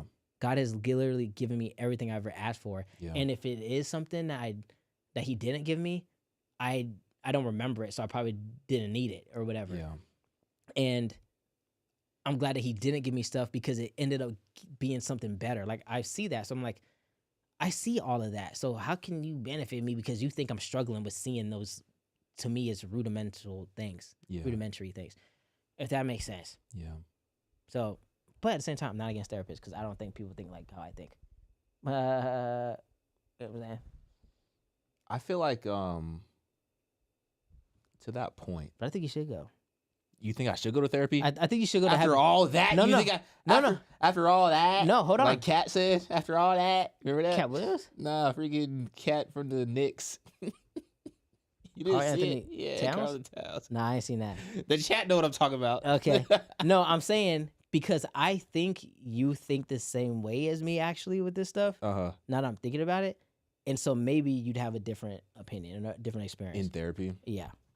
And then you could represent both of us. I feel like I'm at a point where I would be open to going to therapy, but I'm not going to lie to you. I don't know. I would be open in theory, I guess is the phrase. But once I actually get there, I don't know if I would truly open up.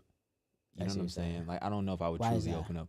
It's like a trust thing? Yeah, I don't really trust people like that, number one. And then like you were saying, I don't really know what your belief is truly. I don't really know what your theology is truly. You could say Christian this, Christian that, but I don't really know what you truly believe in. Yeah. So it's like, and I don't want to go to like a pagan therapist and stuff like that. Like I've had companies like BetterHelp, for example, they've reached out to me offering to give me money to talk about that. I'm like, bro, I don't even know. Like, I don't know what y'all even be saying. Like, I don't know what type of advice you be talking about. Like, you might be pointing them to Buddha. You might be pointing them to crystals and law of attraction. Like, you know, like subconsciously, like, I don't know what you guys are into. Yeah. So, and that's like the same thought process that I go into. But at the same time, just me being transparent, I could recognize within myself that I probably need some sort of help. And I don't know if it's just a situation where I just need to seek God more and I have to be more diligent with my prayer life. And this was kind of where I was going in terms of like my relationship with God right now. It does feel like it's kind of on autopilot, but at the same time, it's like, I'm not going to say, I don't know if that's a bad thing, but I am going to say, I don't know if that's a bad thing because it's like, I'm not going nowhere. You know what I mean? Like I'm not leaving.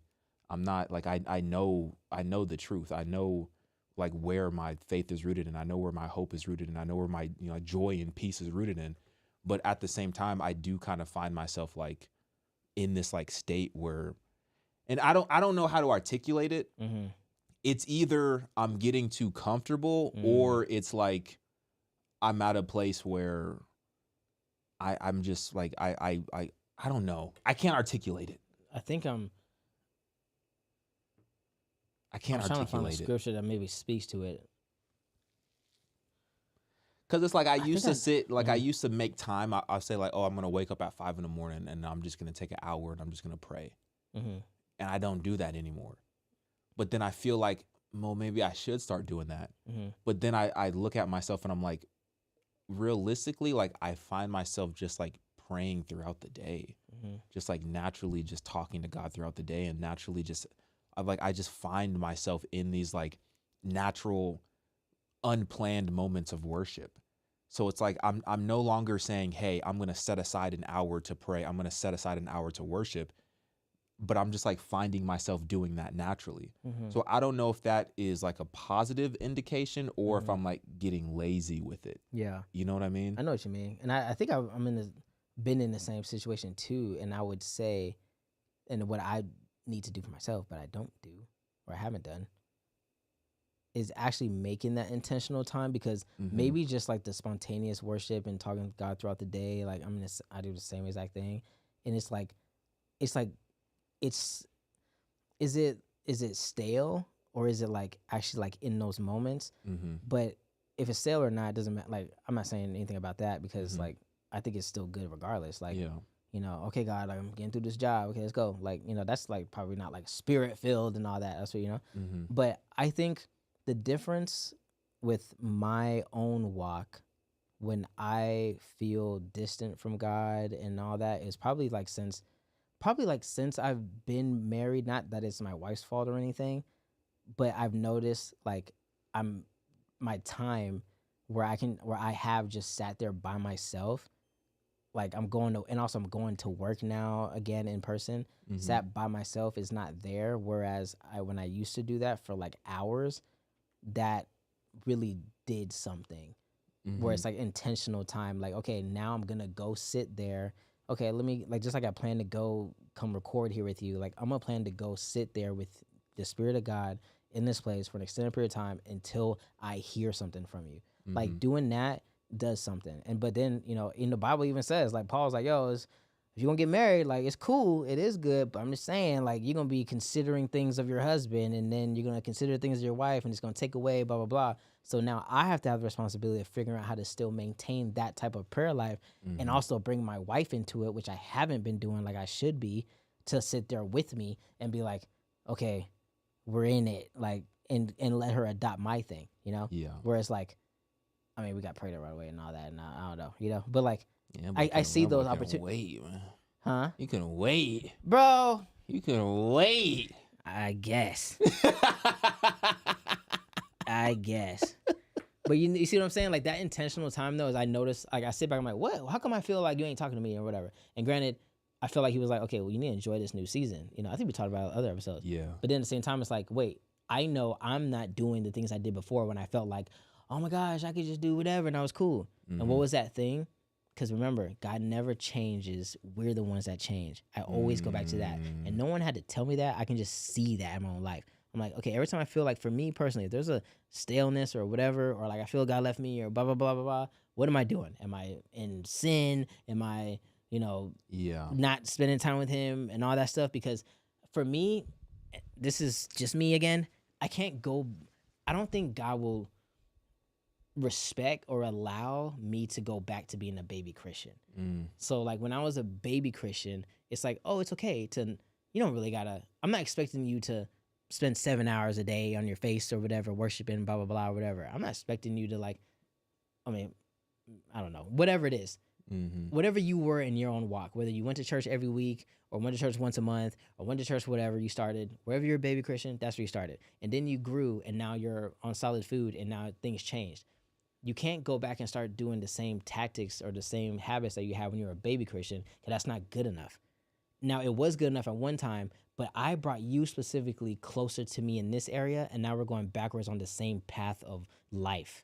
Whereas another person, I can let them go back to that because they didn't go as far. But you came all the way this far, and you're not, I can't, it's just, you can't do that. Like, for example, for me, I used to be able to pray, and it would be okay if I have a lot of stuff on my mind. Like, it seemed like I was able to get to God. But then later on, when I was really in it, I'm like, I can't sit, God, I feel like you're not coming to be with me in my prayer time because I have other things on my mind. And I felt like God was telling me, I'm a king. I will not occupy the same space on the same level as this thought of your job or your whatever. Clear that out first, and then we'll talk. Whereas before, when I was new, he'll clear it out for me and it'll be cool. But I think now it's like, you know better. Stop doing that. You know better that you're in this habitual sin or whatever. Stop doing that. You know for how you're yelling or whatever. Stop doing that. You know that you haven't spent time with me. You need to change that. Like, I can't baby you no more. Like, you should grow now. It's kind of like telling your kid, hey, stop poopy in your diaper. Stop poopy in your diaper. Stop poopy in your diaper. And then he stops poopy in your diaper.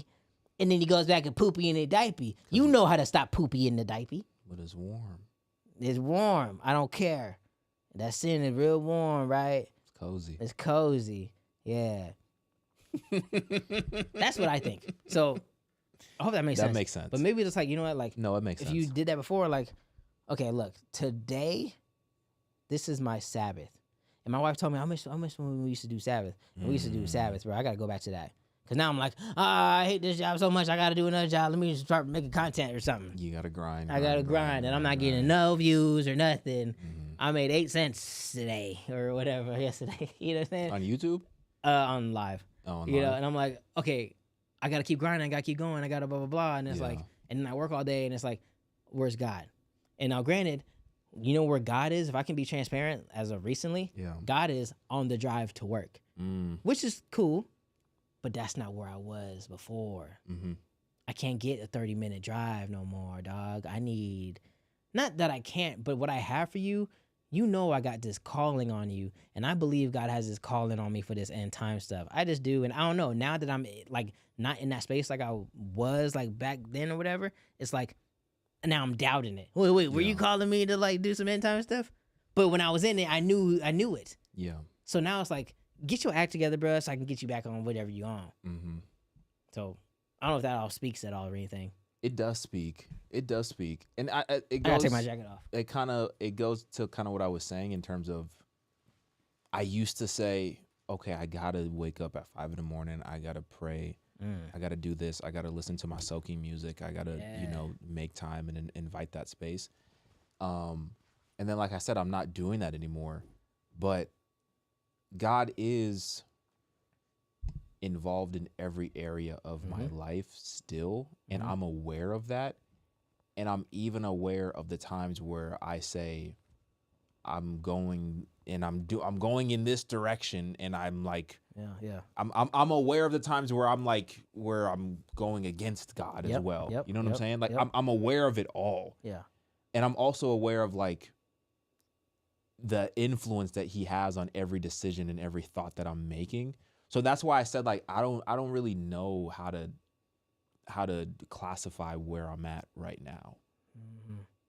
But if I was, I'll say this, and not to have people freak out, but if I was like in a different like headspace, I could see myself like going in like a deconstruction type of direction at this point where I am right now. Really? Yeah. I'm not saying that I'm going in that direction, but like I can understand how people get to that point based on how I'm like feeling right now in this season of my life. Yeah. I know what you mean. Not saying that I would, I know but exactly like what you mean. I used to be like, wait, what? That doesn't make any sense. But now I understand that perspective a little bit more. Yeah. I know exactly what you mean. I think there's so many things I can go on with that. I can relate to that because like I was in this point, I was like, I can see why people would kill themselves. Like I can see that. I'm not gonna, but I'm really in this low right now that I could like, wait, why did that thought come to kill myself? You know? I can see that. So I think I know what you mean with that. At the same time, I believe God, we see things, we don't like bad things. We don't like we don't like bad things that happen to us. However, there's certain goodness and glory that can come to the earth that only comes through bad things. So then God looks at the earth, and it's just me talking. I don't know if it's even right or biblical or not. It's just what I think. God looks at the earth, and he says, okay, have you considered my servant Job? Or he'll say, have you considered Elliot? Have you considered Nick? Yeah. Oh, well, God, you gave Nick this amazing platform, and he's got people believing in him, and you grew him, scaled him in just a few years, and blah blah blah blah. But is he really for you? Is he whatever? Like, take away your hedge of protection over him, or take away whatever you gave him, everything you wanted. Look, he even can acknowledge that he's blessed from you. Why don't you just be quiet for a second? And God's like, okay. Because he knows, or he should know, that I will never leave him or forsake him.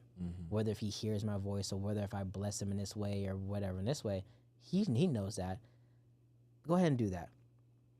And the Bible talks about in the book of James, to when trials come in any way, and trials don't have to be like, oh, I need to pay rent next week. It could be a mental thing too, like just wherever you're at right now, or even me too, like that type of space. Consider that, here we go, another opportunity of great joy. So, because again, God looks on the earth, and I don't know if this is pagan or not, looks on the earth, there's certain things I want to glory to come that only comes through darkness, only comes through being refined, only comes through feeling lonely for a moment and persevering out of that. So now coming out of that, it's like the stock market. Like, I don't know if it's paying or not, but like, think when you see a dip, like everything's down right now. I'm like down $280 on my little Robinhood. I'm like, oh, for one day, it's kind of a lot for me. Yeah. And I'm like, okay, but it goes up more than that went down the next day, usually, or like whatever. Yeah. I think God's the same way when it comes to like how we feel like, okay, I know it's gonna suck for a little bit, but I'm gonna bring you up crazily, and the only way to do it is through this. So like just ride this valley. And we see all through the Bible when King David and everyone's in these valleys, they're like, Lord, what? I don't want to be here no more, kind of thing. Even what's the name? That killed the false prophets of Baal and all that, running from Jezebel. You was just called down fire from heaven. Now you scared running away from this woman. Elijah. Yeah. Thank you. So it's like, just ride that, and joy comes in the morning. It's gonna be cool. But also at the same time, wow, thank you, God, for trusting me to be this vessel for this moment to glorify you when I come out of this space. I think that's the way to look at it. And that's how I look at it. And it sucks still. But like, hey, it's what it is, you know? Yeah. I hope that makes sense. Makes sense. But a part of the deconstruction thing, that's a good thing. I think, as pagan as that sounds, that's a good thing that you can see that. Because I can't see that, but you get to see that. So you can speak to someone who is deconstructing, like, yo, I know how it is. And you can really speak to them for that.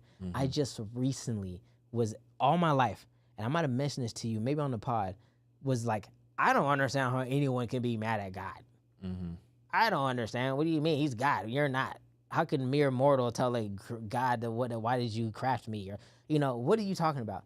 Nah, I was mad at God at one point, like kind of recently. And I was mad, and it's crazy. It wasn't mad because he didn't do something for me. It was mad because I really felt like he left me as soon as I feel like I need him the most. Yeah. And I'm like, you actually did though. Like you actually did, and I believed it. That's a lie.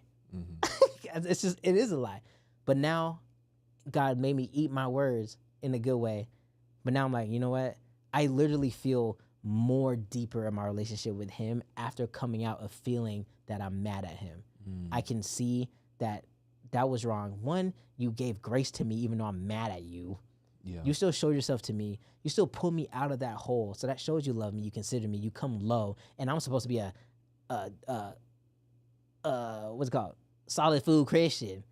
And a solid food Christian is mad. And I don't even care what anyone thinks. I'm talking about me. Yeah. Like, I'm looking at myself like, dang, I'm literally mad at God for, like, legit, like, God, what's up with you? Yeah. Like, legit, me. And I am telling you, like, I remember being like, that is unheard of. I'm thankful for that because now I feel like I grew in that space and I can see God's love is still in there. You feeling like I can understand how these other people can deconstruct because you're like, what are you doing? Like, I was better doing this, or that person with the witch thing. Yeah. Even she will know a specific space of growing with the Lord, of my son tangibly is sick or whatever. I can easily go back to this old ways. But if you don't, whoa, that decision, that impact of where you're in a spot where you literally could and you know the spells and all that stuff, and you don't, getting back to square, zero standard deviation or whatever, is one thing, but then going back after coming from that, whoa. Yeah. So just keep holding on, bro. Yeah. Just keep holding on and watch expectantly for what God's going to do. Because, God, if I'm here, I'm yelling at you, calling on to you, and I'm waiting, because I can understand how people can deconstruct. I can understand why people are mad at you. I can understand that I want to take my own life sometimes. I can actually understand it. Like, I can understand it. When people say these thoughts just come and I don't know what they're talking about, and I'm like, I don't know what you're talking about. Oh, that thought came in. I could literally just, and it might hurt for a little bit, but it would just be a little bit. Whoa, what was that? Yeah. And then it's like, that makes me look into myself like, wait, what door did I open and that come in? Like, what lie did I believe? What if it's a door or not? It's just a lie that I believe that I've drifted so far from shore. Oh my gosh, where's the life raft? Oh my God, it's right there still. Cling to the life raft. Take me back, Lord. Take me back to shore. And he's like, let's go. Yeah. And then on the ride back to shore, he's like, that was kind of crazy, huh? You really swam way over there. And I'm right here. And I'm like, I know, Lord, I'm sorry. If that makes sense. And I'm right here. And I'm right here, dog. Why you going deep over there? You know you can't swim. This dude in birthing classes trying to ask me to surf with him. I'm like, yeah, bro. To do what? To surf with him. Oh, to surf? Bro, I can't even swim. Yeah, it would be a struggle. I don't think I would be able to stand up on a surfboard. Yeah. Oh yeah, that's hard too. Bro, I almost drowned that one time when we went boogie boarding. You remember that? At the beach, we had some boogie boards. I think we went pretty deep at one point, and I almost drowned, like low key. I don't know if I remember A that. wave like went over my head. I kind of freaked out, but then I was kind of chilling. But then I don't know what happened. I like swallowed a bunch of water, and I was freaking out, bro. Yeah, salty, it's burning. I swam my butt back to shore like quick. I feel like it was a while ago. Okay. It was a while ago. Years ago at this point. Freaking just one was a year ago. Yeah. Like it was years ago, bro. At this point. Does that make sense though? It makes sense. Okay. It makes sense. It makes sense. It's you, bro. I really think like you think. I mean, the influence you have now. You think the devil like he don't see that, and he's like, oh dang it! If this dude keeps saying, going in this direction and saying these things and exposing me and all this stuff, that person who I know God has something on him, I'm working on that. He better not click on this algorithm. No, the algorithm making him go to. I gotta get to him first before he gets to these people and makes them blow. Bro, well, that's why I'm saying like I'm cool. That's why I said if I died, like I'm cool. Cause I see these other people, and it's easy for me to like look at other people who have bigger platforms in the same space, and I'm like, yeah, like it would be. I don't even know if it would be cool to have what they have, because I know it comes with some different stuff, and I don't even know if I want to deal with that stuff.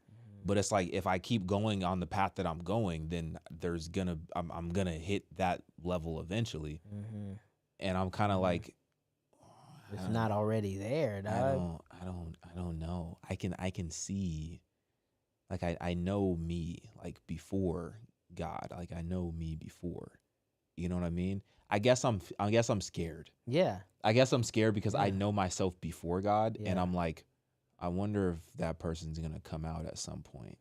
Like once I get to like this point, I wonder if he's gonna come back and be like, all right, like thank you God for getting me here.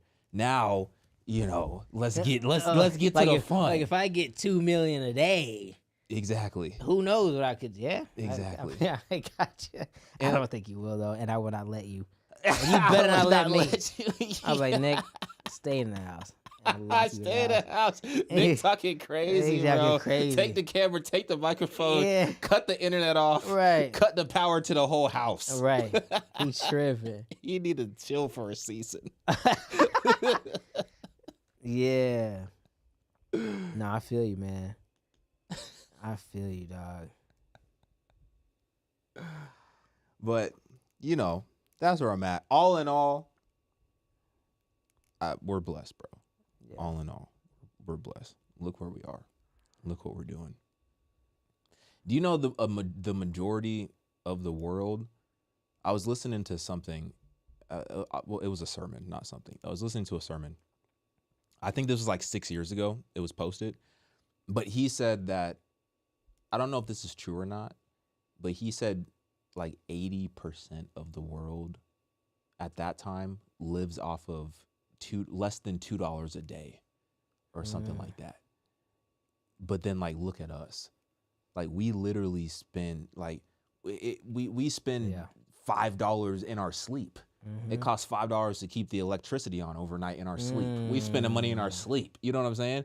But that would literally change somebody's life somewhere else. Yep. It's like we are actually very fortunate and very blessed just based on things that are completely out of our control. Yeah.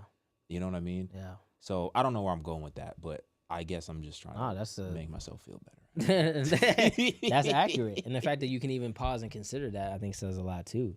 Because we are. I mean, we're not so far gone to think like I'm not also being deceived or like just not knowing what I don't know. But I do know, okay, I'm blessed and I don't even know how to the degree of where it is. Yeah. But I know it's something significant that I'm actually I'm whatever the word is. Not grateful, but like I'm blessed. Like I can go to church whenever and stuff. I don't gotta hide under and go to these underground churches in Iran and stuff, and just to go praise the Lord. Yeah. Just to be able to myself. I want to win. My God, the battle belongs to you. And here I lay at your feet. Dang. I sing through the night. Oh God, the battle belongs to you. Or whatever. Dang. And then, get back. Put your hands down. Yeah. Throne room. Glory. I made it. Joke's on you. Joke's on you. Yeah. Yeah, man. Bro, that's real. Maybe I'm just finding a level of content. I think. But I don't know. I don't know. Maybe just in the valley right now. I don't know. Bro, ride it though. You know what? I'm in the valley. I'm in mentally, okay? I'm riding it. It's good to ride it. It's good to feel it. It's good to be like, whatever. And then really just like take all the blows and yeah. Not by yourself though, with the Lord. But like, okay, yeah. All right, I gotta hire this dude. Okay, cool. All right, okay, cool. I feel like the Lord ain't praying, give me okay, yep. And now what? Okay. And then you get out of it. I think I work best with my back against the wall. I think you do, actually. Which is not, I don't think you should live life like that. But you do work well with your back against the wall. I feel like that's what I'm doing like right now. It's like I'm like putting myself more and more like against the wall. Yeah. Is that like a safe space for you think? Like subconsciously, like, finally, I'm back where I know I can. I think so, because deep down inside, I don't feel like I deserve anything. Like deep down inside, I don't feel like I'm worthy of like any type of anything. Yeah. Like deep down inside, if I'm being like honest. So I do think that is a safe place for me to like almost like self-sabotage in a way, and then like rely on God and like refocus back on God. And maybe this is like a very like narcissistic, I don't know, antisocial. My wife be saying these like, freaking clinical words. maybe it's that. I don't know. We'll see. We'll see in 5 years. Well, maybe dang. We'll see. Do you think all that has roots in anything? Like peel back each layer back. Antisocial. Okay, why antisocial? What made me maybe antisocial? Start peeling all those back and actually look like where is all those coming from? Mm-hmm. Oh, it might be from that moment, or it might be from that. Okay, I need to put Jesus in that place to heal that root, so that way, all this stuff that now I'm seeing is actually from that. Mm-hmm. Oh, that makes sense. Mm-hmm. But then you like forget what happened sometimes too, or whatever. Yeah. I don't know. You finna have a baby. Do you think? Because I do the same thing, or I do this. I'm not saying the same thing. I do it. Do you think you change the subject and make light of things to like Zake or cool? Of course not. Oh, the Shadur. Of course not. Told her bust out my AP. Of course not. Perfect time, man. What is that? Oh, that's the. This is the same watch I bought before we went to Vegas. Oh yeah. I remember I literally bought this. Record with exactly. That's the only reason why I bought it. But now I use it because my editor, he'll text me and then I'll see it on here. But that's it. Oh man, for sure. That's what's up. My neck hurt. Yeah, I'm gonna have a baby, dog. And you have babies. Yeah, man. You'll be good. You'll be a good father, man. Thanks, dog. You'll be a good father. Trying to be like you, man.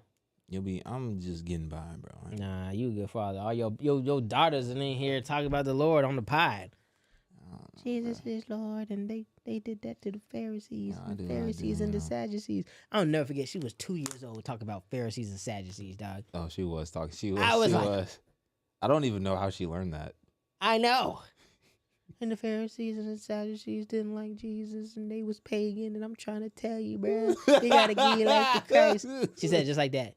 I'm trying to tell you, dog. I'm trying to tell you, dog. I'm like, dang, baby. Yeah. Hold it down for me. Man, yeah. Hold it down. Well, yeah. Any me. questions in the chat? They ain't got no questions. They finna go to the club or something. I knew it. Friday. I know it's Friday. It's ladies' night. It's ladies' night at the club. Ladies' night. What we doing? What is ladies' night? I think they get like half off on drinks or something like that. Okay. Have you been to a club before? I never. It has been a minute. Yeah, but you've been to one before? Okay. I've been to one before, yeah. I remember when I was 18, dog. Oh, snap. I was 18. Now, mind you, I lived with my parents till I was 23. And I ain't gonna lie, I had a curfew. I didn't tell anybody because I'm a 23-year-old man with a curfew. Yeah. Better be home by 2 a.m. But then, yeah, man. Yeah. And you listened? Yeah, bro. I always listened. You honored your mother and your father? Yeah, sure did. Dang. Yep. When I was pagan, I still did that, right? Because you just do it. You know, I don't know. I ain't gonna lie, bro. I was a good kid. I never partied. I never drank in high school. Never nothing. Because nothing. Was a virgin all through high school, bruh. Like, all of that. That's crazy. You know, like, I was just like, oh, you don't do that. Like, I don't know. But I was not no square, though, you know. But, like, you know, until, you know, college hit. Or until I actually, yeah, switched. Then I switched. Yeah, then that's it. You flipped the switch. Yeah, flipped the switch on it. And I was like, yeah. Actually, I wasn't even that crazy still. Anyway, what were we talking about? I forgot. Dang, you zoomed in on me. Yeah. What we talk about? Oh, the club. Oh, yeah. When I was 18. Yeah. Thank you. Did someone write that? All right. Club bed. She said she going to bed. Oh, club bed. Yeah. Hey, did you move? Oh, let me come back to that. Well, okay, 18. They had 18 and up clubs, right? Yeah. Bruh, you remember, was it one... Below? I forget. I don't know. But my boy Christian, not the one that makes music. Yeah. The African one. Yeah. He was like, all right, look, we gonna go. And I said, and I could tell him because I didn't tell anyone else. I didn't tell no girls I was talking to, nothing. You know? Like, I was like, hey, man, real talk, I gotta be home at 2 a.m. And he's like, all right, yeah. So we leave to go to the club. And my dad, I remember he was like, hey, you better be home before this clock say 2 a.m. And I'm like, all right. And I'm like, oh my God, first time going out, you know, I'm going to the club and whatever. Bro, I'll never forget that experience. Okay, you know how you talked about like when you watch porn or whatever and you came out like, I feel like I got some new knowledge or whatever you said. Mm-hmm. Like going in there, it was like, whoa, like this is a life. People, it kind of felt like a high school dance or whatever, but also like, I was like, whoa, there's like people on the like on the stage dancing and stuff. I'm like, wait, and no one's telling you to stop dancing that way, you know? Like, you know, that's all I knew from Chaperone and whatever. Yeah. Anyway, and I think I was still in was I still in high school? I don't know. But anyway, went to You said you were 23. Oh, you were at 18. Okay. At an 18 and up club. Yeah. And then I couldn't go to the 21 side, which looked more lit. And I was like, But anyway, so we there, blah, blah. It was whatever. All you ever do is try to holler at girls. Yeah. Literally, that's the whole point. At least is what I got. I'm not out here trying to dance with my friends. Yeah. Pagan. Bro, it was like, we was leaving San Diego, and it was like 145 or 150. Yeah, and I was like, nah, it wasn't that close. But dog, we were driving, I'm looking at the clock, and I'm trying to play it cool. And I'm like, hey, man, can you drive faster? I don't think I'm gonna make it. This is the first time I ever went out, and y'all gonna blow it for me. And he's like, no problem, bro. I got you. With his little accent. And I was like, you know what I'm saying? But the thing is, I parked at the grocery store, and we met there. So he dropped me off at my car, and then from my car from the Rouse, to like, over by Mission Hillside, whatever, like whatever, like I don't want to say whatever, but it should have been maybe like a 8-minute drive, maybe. Mm-hmm. I got home in like 2 minutes, bro. Dang. I can't even describe it. I was flooring that little 02 Honda Accord I had. I was flooring it. I'm running the lights. I'm like, whatever. And I'm looking over my shoulder. Yeah. And I'm doing this. I'm making sure no cops are around. I get home, pull up in the driveway. I get out. The rubber is burning. I open the door, quick in the key, come in, go to my parents' room, see my dad in there. Was he up? He was up. Wow. And then he like, I think he just woke up. And I looked, pointed at the clock. I said, it's 2 a.m. It was 2 a.m. on the dot. Oh. And he just looked at me and smiled. And it was like, sucker! That was crazy. It was 2 a.m. on the dot. Bro, look at God, right? Look at crazy, dog. And it's crazy because then my little sister never had no curfew. I'm like, man. Yeah, they get more. I feel like parents get more relaxed the more kids you have. Yeah, dog. Yeah. What do you think about these? And we can wrap up in a second. But what do you think about, just to go off that point, what do you think about these Christian clubs? Those Christian clubs? Mm-hmm. What they doing in there? Worshiping. It's like all the Christian like rap music and stuff like that, and like they have like a bar, but it's not like alcohol. They just have like, you know, mocktails and like stuff like that. But they dancing. They dancing like that to Christian music. I don't know like the extent. I don't know if it's like grinding and stuff like that. Yeah. I don't think so. If it's a place to like, I don't know, man. I think that could be cool if it's a place to like just socialize. Yeah. Like, I don't know about a club. Like, I just don't know. But if it was like a lounge, like me, I'm on that type of... It's like a dance, like music, like dim the lights, dance, DJ, stuff like that. It's like, it looks like a club, but it's Christian music, Christian individuals, supposedly. I don't know. It could be fine, but I don't know. You'd have to see it. Like, I'm sure something's going to slip up. It'll be like someone bringing in something. Man, this is dry, man. Let me... You know, I don't know. Which I'm not against drinking. You know what I'm saying? Can't get drunk, you know? Jesus drank. And he gonna drink with us in the new heaven and new earth. That's what he said. That's what he said? That's what he said. He gonna pour one out? That's what he said. I'll go to that in a second. But no, the lounge thing, I like that, man. Like, we should open a Christian lounge. When you say lounge, when I say lounge, what do you mean by what lounge? I mean is like, not a restaurant, but like a place where it's like there's only appetizers, really. You can get little finger food or whatever, but it's just like a table thing, a nice view. I like atmosphere, some music, some gentle music in the background. People coming out, being nice. Oh, can I get you another glass or whatever? And it's a place where you're supposed to sit and talk. And I like where it's a little formal too. Like, it's not business casual, but like you don't just wear whatever. Like, you gotta like it's a mature, like, we talking, having a good time, R&B type stuff. Like, I would love that. Like some Christian R&B, and it's just like, it's just, I don't know, man. I love that, man. I would, if I could do anything now, bro. Like, there's so many things I want to do. Like, I want to be a comedian and all that stuff, but I used to want to be have a barbershop that was all suited up. But if I can get like, one of the things, if I can get like a lounge where it's like just people just sitting having a good time and just having conversation, like, and breaking bread, and it's just chill, like, that'll be cool. Yeah. So if it was like Christian Nat, okay, for sure. Yeah. You know what I'm saying? My sister was so mad. She went to this Sade like cover artist thing, and I went to my sister's. I said I didn't see them since the baby shower he threw for me, so I was like, wow. Wait, you just had your sister over? Yeah. Tell me how that went. Yeah. Afterwards. And I was like, man, I can't believe you didn't invite me to that shit. I was gonna, but you know, whatever.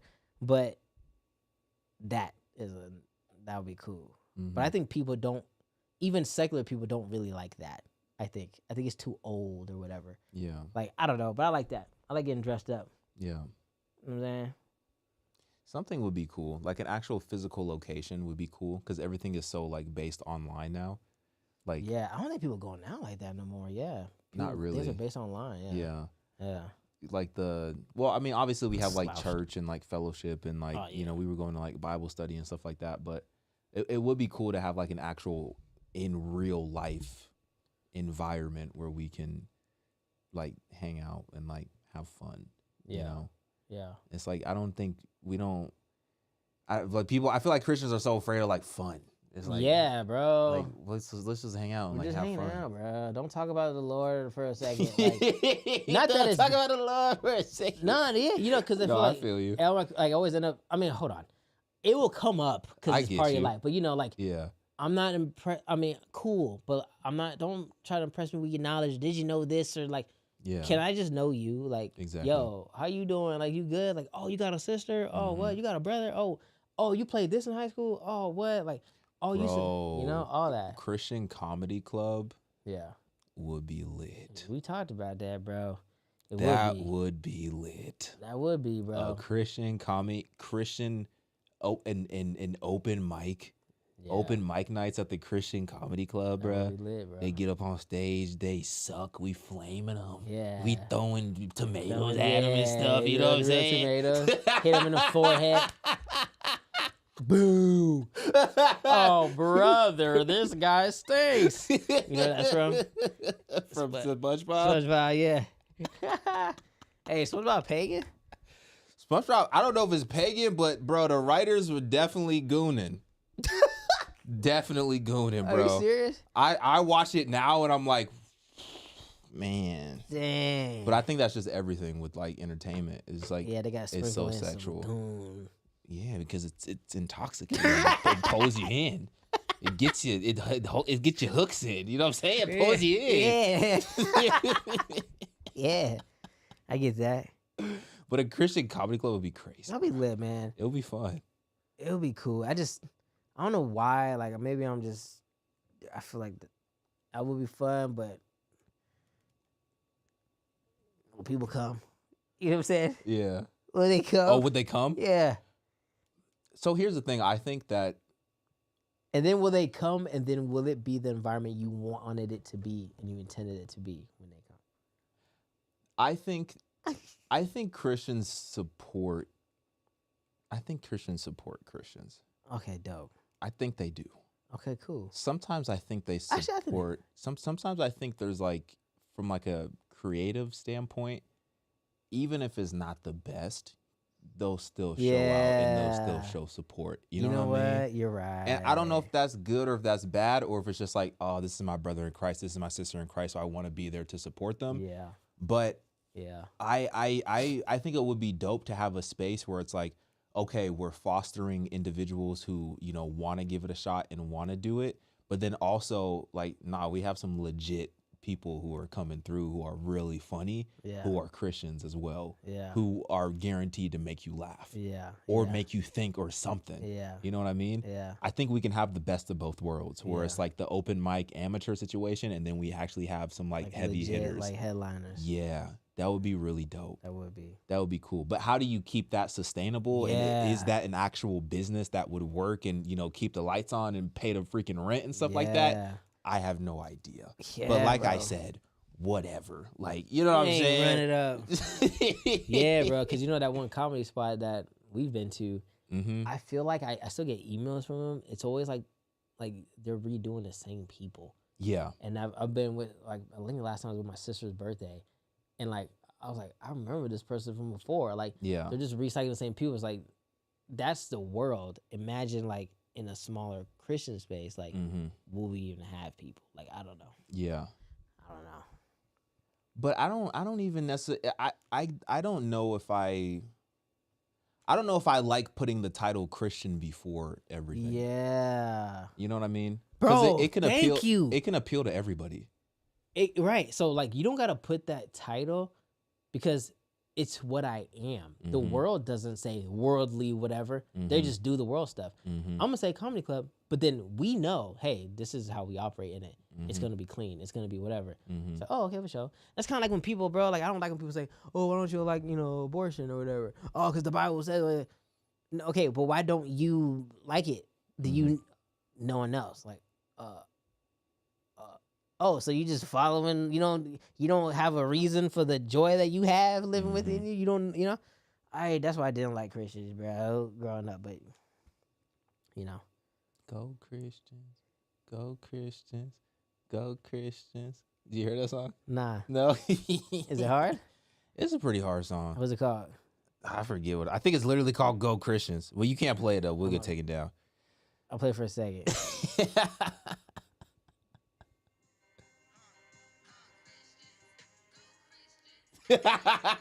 I'm up. Is he a Christian? Allegedly. Supposedly. I think he is. That's funny. All right. Man, that's all I got, bro. That's all you got? That's all I got, bro. Oh, yeah, I was going to say, though. Bro, if you need a spot to go to, man, let me know. So, you know how I got cut up in the Planet Fitness electrical room. At church, Pastor That's Travis, whatever. Said something about, oh yeah, you know, growing my hair out, you know, I'm a barber, you know, he talked about like the ugly phase, I guess. I'm like, okay, we talk about this in the chat house, whatever. Yeah. But he shouted out his barber shop and then the name, and I peeped it because I'm like, I feel like I'm having a boy, which by the way, I had a dream again. That you're having a boy? A few days ago, and it was a boy. Oh, snap. And it's weird though, because it was like, it came out, but it was already like a toddler age, and it had a line, like it had a fresh lineup. Yeah. And it was like not an infant. Yeah. But I was like, oh, it's a boy. Fresh line. It was clean, bro. I was like, oh, thank God. Thank God. Yeah. No, I was kidding. But what was I talking about? Oh yeah, I went to this barbershop. Yeah. And he was cool, bro. It was like, it's just, I think it's like a good family as far as the ice cream spot right next door that he owns. Where is it? Chula Vista. Oh. So it's kind of far. My barber came here. Oh, really? Yeah. You did the in-house call. I did. That was the first time I ever did it. Dang, how was that? Where did you do it? Bathroom or? Outside. Front or back? Right, in this little California room situation. Oh, got you. Yeah. Got you. Did you have to clean it up yourself or did he clean it up? No, he didn't clean it up. Was it more? Oh, yeah. See, that's why I don't like that. Oh, yeah. So it charges me more to you to come here. What? Why? Yeah. And then I gotta clean it up. Yeah. Yeah, it was more. No, I'm going to your place and I'm a scud and mess all over. I your hate spot. the barbershop though. Yeah. With a passion. Come to this one, bro. That's why I wanted to open up a barbershop, because I hate the barbershop so much. Yeah. I'm like, bro, I freaking hate this. I used to like it growing up. I used to, but it's like, I think we could make it better. Not pagan. Yeah, well, not even not pagan, but just, I think we could just make it better. Yeah. Like, I don't know. Yeah. Let's do it, bro. I got one Christian barber at least. Barbers are hard to find. Yeah, no. Especially Christian barbers. Yeah, well, we got Sonny. But do they got to be Christian barbers, though, is what I'm saying? Do they have to be Christians? Good question. Nah. Or is it bro, is it enough that we're Christians and that we're leading it and that we're running it? Yeah, I think so. You know what I'm saying? I think so, because we will dictate who comes in. We will dictate the morality and the culture. Yeah. We will dictate what's okay and what's not. And we will not be led by the bread. We'll be led by, God, I know you got us. You'll bring somebody along that needs a shot, that's going to be good, that's going to work hard. And I think along the way, if they're not believers, then they'll come. Yeah. Exactly. You know what I'm saying? Yeah. Uh-oh, you pagan. Hey, family. What does darkness have with lightness, you fool? That's what they're going to say. They're probably going to say that. Oh, Nessa, what's up? I forgot about Nessa. Dang, you out here forgetting about folks? I did, bro. She don't be in the Twitch chat no more, so I don't think she ever showed. Listen, I'm gonna say to your face, Nessa, I don't think you ever showed support on Twitch. Zoom in. You know what I'm saying? I don't think so. I don't think you ever showed support on Twitch. I'm at max zoom. Never mind. Okay. I was gonna have you like just zoom in, and I was gonna narrate over it for you. No, but Nessa's a real one. When I was streaming on Twitch, she was. I mean, on YouTube, she was always on there. Oh, what's up? I remember that. What's up? I remember. What does that say? Who? Symbol piece? Yeah. Shit, Nick Jones. Oh. I'm good. I think it's because I said the I said shit. Oh. You didn't. Never mind. That's a whole nother topic. I'm damned to the pits. The pit. The pit. Yeah, not the palace. Well, I think it's because I said about the Christian comedy thing, and if they're not funny, then we can make fun of them and throw tomatoes at them. Yeah. Right, that's for your good. Yeah, that's exactly. for your. I'm being realistic with you. That's for your benefit. Yeah, you know what? You deserve this. You're welcome. In love. You're welcome. Yeah, I did you a favor. Now I'm tired. I'll come back with some funny material next time. Yeah. Yeah, man. Yo, if you could do anything, what would you do? Make movies. Bro, I gotta send you something. What? Watch this right now. I sent it to the group chat, but you ain't in it. Or you are, but you don't look at it. The one with Terrence. With Terrence. Yeah. Nick using them pagan words. I'm reading a comment. That's what Symbol P pagan said. word. Dang, do people say pagan now? Look at we trademarked. Pagan. I'm about to run with pagan. All right, hold on. And pagan words. Hey, you see this thing about what's that girl name that Drewski did? Yeah, that was so funny. Bro, that is hilarious. That was so funny. They were kind of like pushing back on me on Twitch when I was reacting to it. Why? Because they were like, "Don't you think this is a little disrespectful?" Disrespectful to what? And I was like, to Erica and like the loss and stuff like that. And I was like, to be honest with you, I thought it was kind of weird that like literally the next day after he got assassinated, like in front of everybody, blood spattered everywhere. I thought it was kind of weird that they had a press conference and she was like just like speaking and addressing it, and like I thought like I could recognize like the strength within that, but at the same time it's like, bro, is some feel a little off with the whole situation. And I'm not gonna go down the whole like Candace Owens rabbit hole and stuff like that, but I can understand why they went down that path. And also like her eyes be looking a little crazy sometimes. So I'm not gonna sit here and act like I don't see what I'm seeing, because I'm like they look a little wild sometimes. Yeah, I think. Well, I don't know her or know anything, but like I see those little eye stuff, and it's like you're faking that. Like, are you like a? I don't know, whatever. But R.I.P. But it's like sometimes it takes comedy to call stuff out that people don't want to call out all the time. But it's so like why like what don't whatever all like, the time. And that's why we got to use comedy to call stuff out. Yeah. That the world don't want us to call out. Exactly. But we can do the same thing. Exactly. Listen to this. I wonder if you have to watch it. Hold on. Will change your life entirely. Okay, just listen to this. Everyone else listen to this too. And I was like, dang. So I remember I asked you, what would you be doing? Yeah. Okay, just listen to this. This 45-second experiment will change your life entirely. And for that to work, I want you to close your eyes. And I know what you're going to say. Wait, hold on. Are you going to do it? You want me to do it? Is it pagan? It's not pagan, but I ain't gonna lie, I did it. You did it? Yeah, and I was like, I really felt like, am I about to put some spell on me? Don't do it. Go ahead. Are you gonna do it? Yeah, I'll do it. All right, I'm not gonna do it. Go ahead. All right, hold on. Let me start it over. This 45-second experiment will change your life entirely. And for that to work, I want you to close your eyes. And I know what you're gonna say. Oh, let me just watch this with my eyes open. But trust me on this one. Can I listen to it? If you don't close your eyes, yeah. This experiment becomes kind of pointless. So close your eyes now. Imagine it's 10 years later in the future, and your life is exactly the opposite of what you wanted it to be. You have a job that you hate the people around you, you don't like your physique, and you're not happy at all. You really, really hate your life. One night, at around 3 a.m., when you're on your phone, you see a picture of yourself from 10 years ago, and you say to yourself, if I could go back 10 years in time, I'd change my life entirely. If this opportunity was given to me, and that I could go back 10 years in time, everything would be different. And you begged God to give you back that chance. Now, open your eyes. You just came back 10 years in time. Out of all the people who asked for this chance, God gave it to you only. So tell me, what are you gonna do with it? This 45... It's kind of deep, huh? I don't think I understand what he was saying. I don't think I understand what he was saying. He was saying if it's 10 years in the future and my life is the opposite, and it's like I'm in a terrible job, I hate my life, but then I get a glimpse and I remember 10 years in the past, and now it's like now God has given me the opportunity to come back. That's what he said? Yeah. Like no. He's saying so now you get a glimpse and then you say, man, look at how my life was before. Yeah. If I can go back 10 years ago, which is right now, then I would change my life, blah, blah, blah.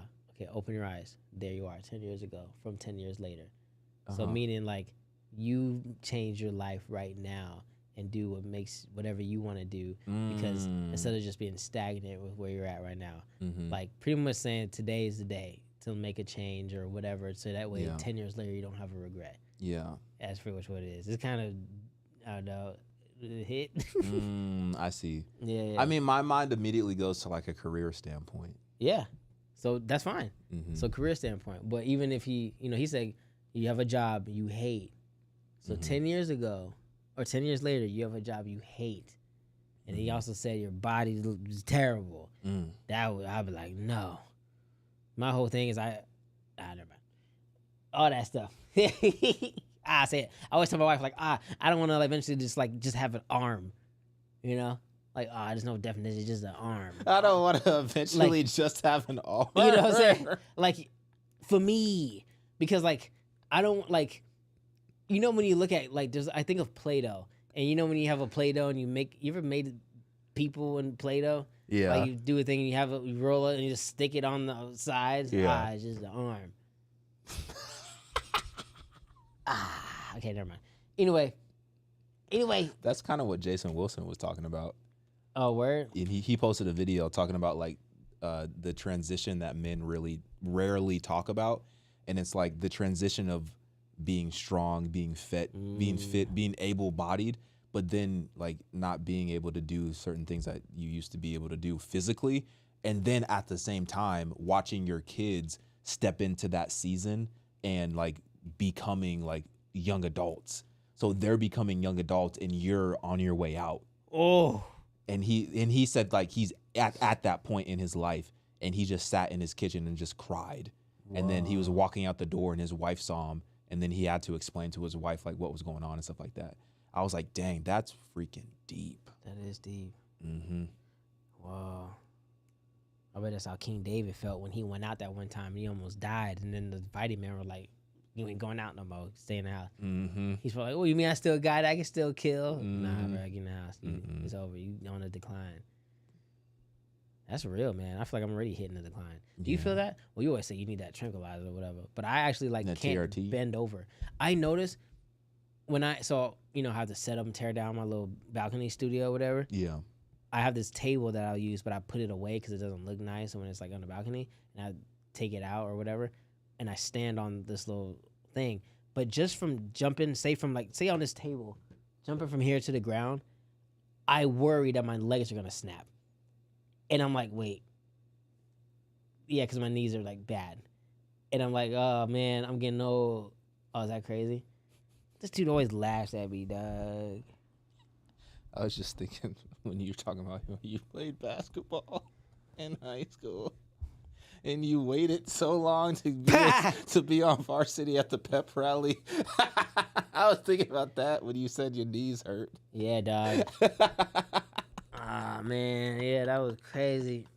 I told you the story on a different episode, which we recorded like a bunch of episodes, and then now we posted this one that is live, but whatever.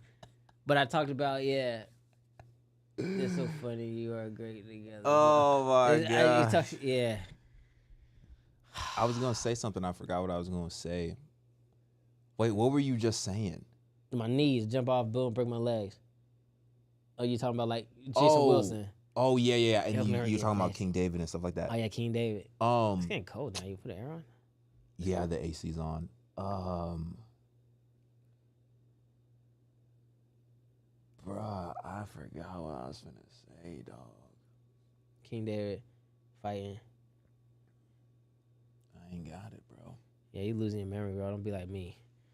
I actually think there's oh man, there's something wrong with me. No. I think something is wrong. Physically? Mentally with my memory. I feel like there's something in my brain, like a Lego inside my brain that's blocking neuron transmitters from transmitting information from my memory to my You feel like you're like a little acoustic? Oh, you probably did call out that one girl. I didn't say you were acoustic. I never said you were acoustic. You probably did. Oh, bro, we see this guy? The mobile set up while I'm in the room. It's whose voice. Audio sounds well, it's not. Is amazing. Who is that? It's called Voice of a Dying Giant. Like he has a voice like, hold on. Okay, that's off topic. Your Wi-Fi's. You're still looking for a reason, aren't you? You see, that's the problem with people like you. You need things to make sense. Whether it be a motive, a purpose, something to cling to, so the world can feel safe again. This is real voice. But I don't have one. I simply do. Don't laugh at my algorithm. This is why I want to get out of here. Because my best friend laughs at me. Man, forget you, dog. Whatever, this is my show now. Put the camera on me. Hey, man, Nick's mean, you guys. I'm about to freestyle off the top. Here we go. You need a beat? Yeah, give me a beat. I can get you a beat. Hold on. Wait, hold on. I'm like, what am I doing? What did I just walk myself into? Wait. Oh, no. Whatever, I ain't afraid. Hope I don't say nothing pagan. Any beat? Any beat. Give me whatever. Give me a beat. Anything. Like a trap beat? Give me something. Give me, like hip hop or like R&B? Bro. Like... Hurry up. Okay, hold on. Don't look at the screen. Don't look at the screen. I just kidding. I'm gonna give you a beat, but don't look at the screen. All right. Okay, hold on. Hold on. Hey. Hold on. Wait.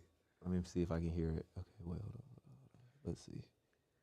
Oh wait, I'm scared because I'm worried. I don't know what I'm gonna say. On. Don't look, bro. Stop. Okay. Is it the Chick-fil-A song? Wait, I have to verify my age to listen to this. What? Okay, hold on. Let me pick a different beat. I'm not verifying my age. You sure you want to do this? I'll give you one way out. I don't think so. You gotta go back and forth when we know. Wait, you gotta put it. Can you hear it? Oh, I gotta do Hold this. on. Oh, wait, can they hear it? Oh, that's a good question. Hold on. I'm off the top. I'm an ad-lib guy. So. Hold on, I can't hear it. You can't hear it. Just do some spoken word, bro. Hey, spoken word.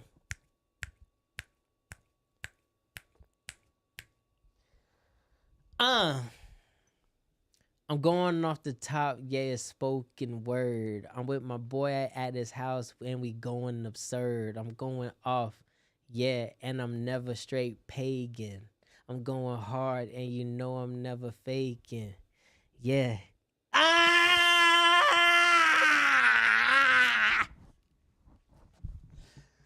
We gonna end the stream right there. Oh, if you drink that, then you definitely gonna be saying some pagan stuff. Don't laugh at me, you guys. I'm sorry, that was whack. That does not taste good, by the way. Can I open it? You're not gonna like it. You can open it, but it doesn't taste good. Sponsored by. Oh, she said bars. Hey, I'm back. Look at the peers. Nah, that was. Oh my gosh, bro. What is this? Relax and unwind, mellow. Hey. Oh wait, hold on. I'm sorry. Hey, real quick. Y'all know that Joshua dude came out and he said now the rapture guy. Yeah, it's gonna happen on April 4th or 5th, the day my seed is supposed to be birthed. He really said that? Yeah, well, he did. I couldn't really understand it. Wait, Courtney, did you watch that video that I posted? Elliot, you need a nap. Not a Lego. Oh, snap. He was on the Twins channel again? He was on the Twins again, bro. Again, bro. Oh, yeah, I don't get no freaking views, bro.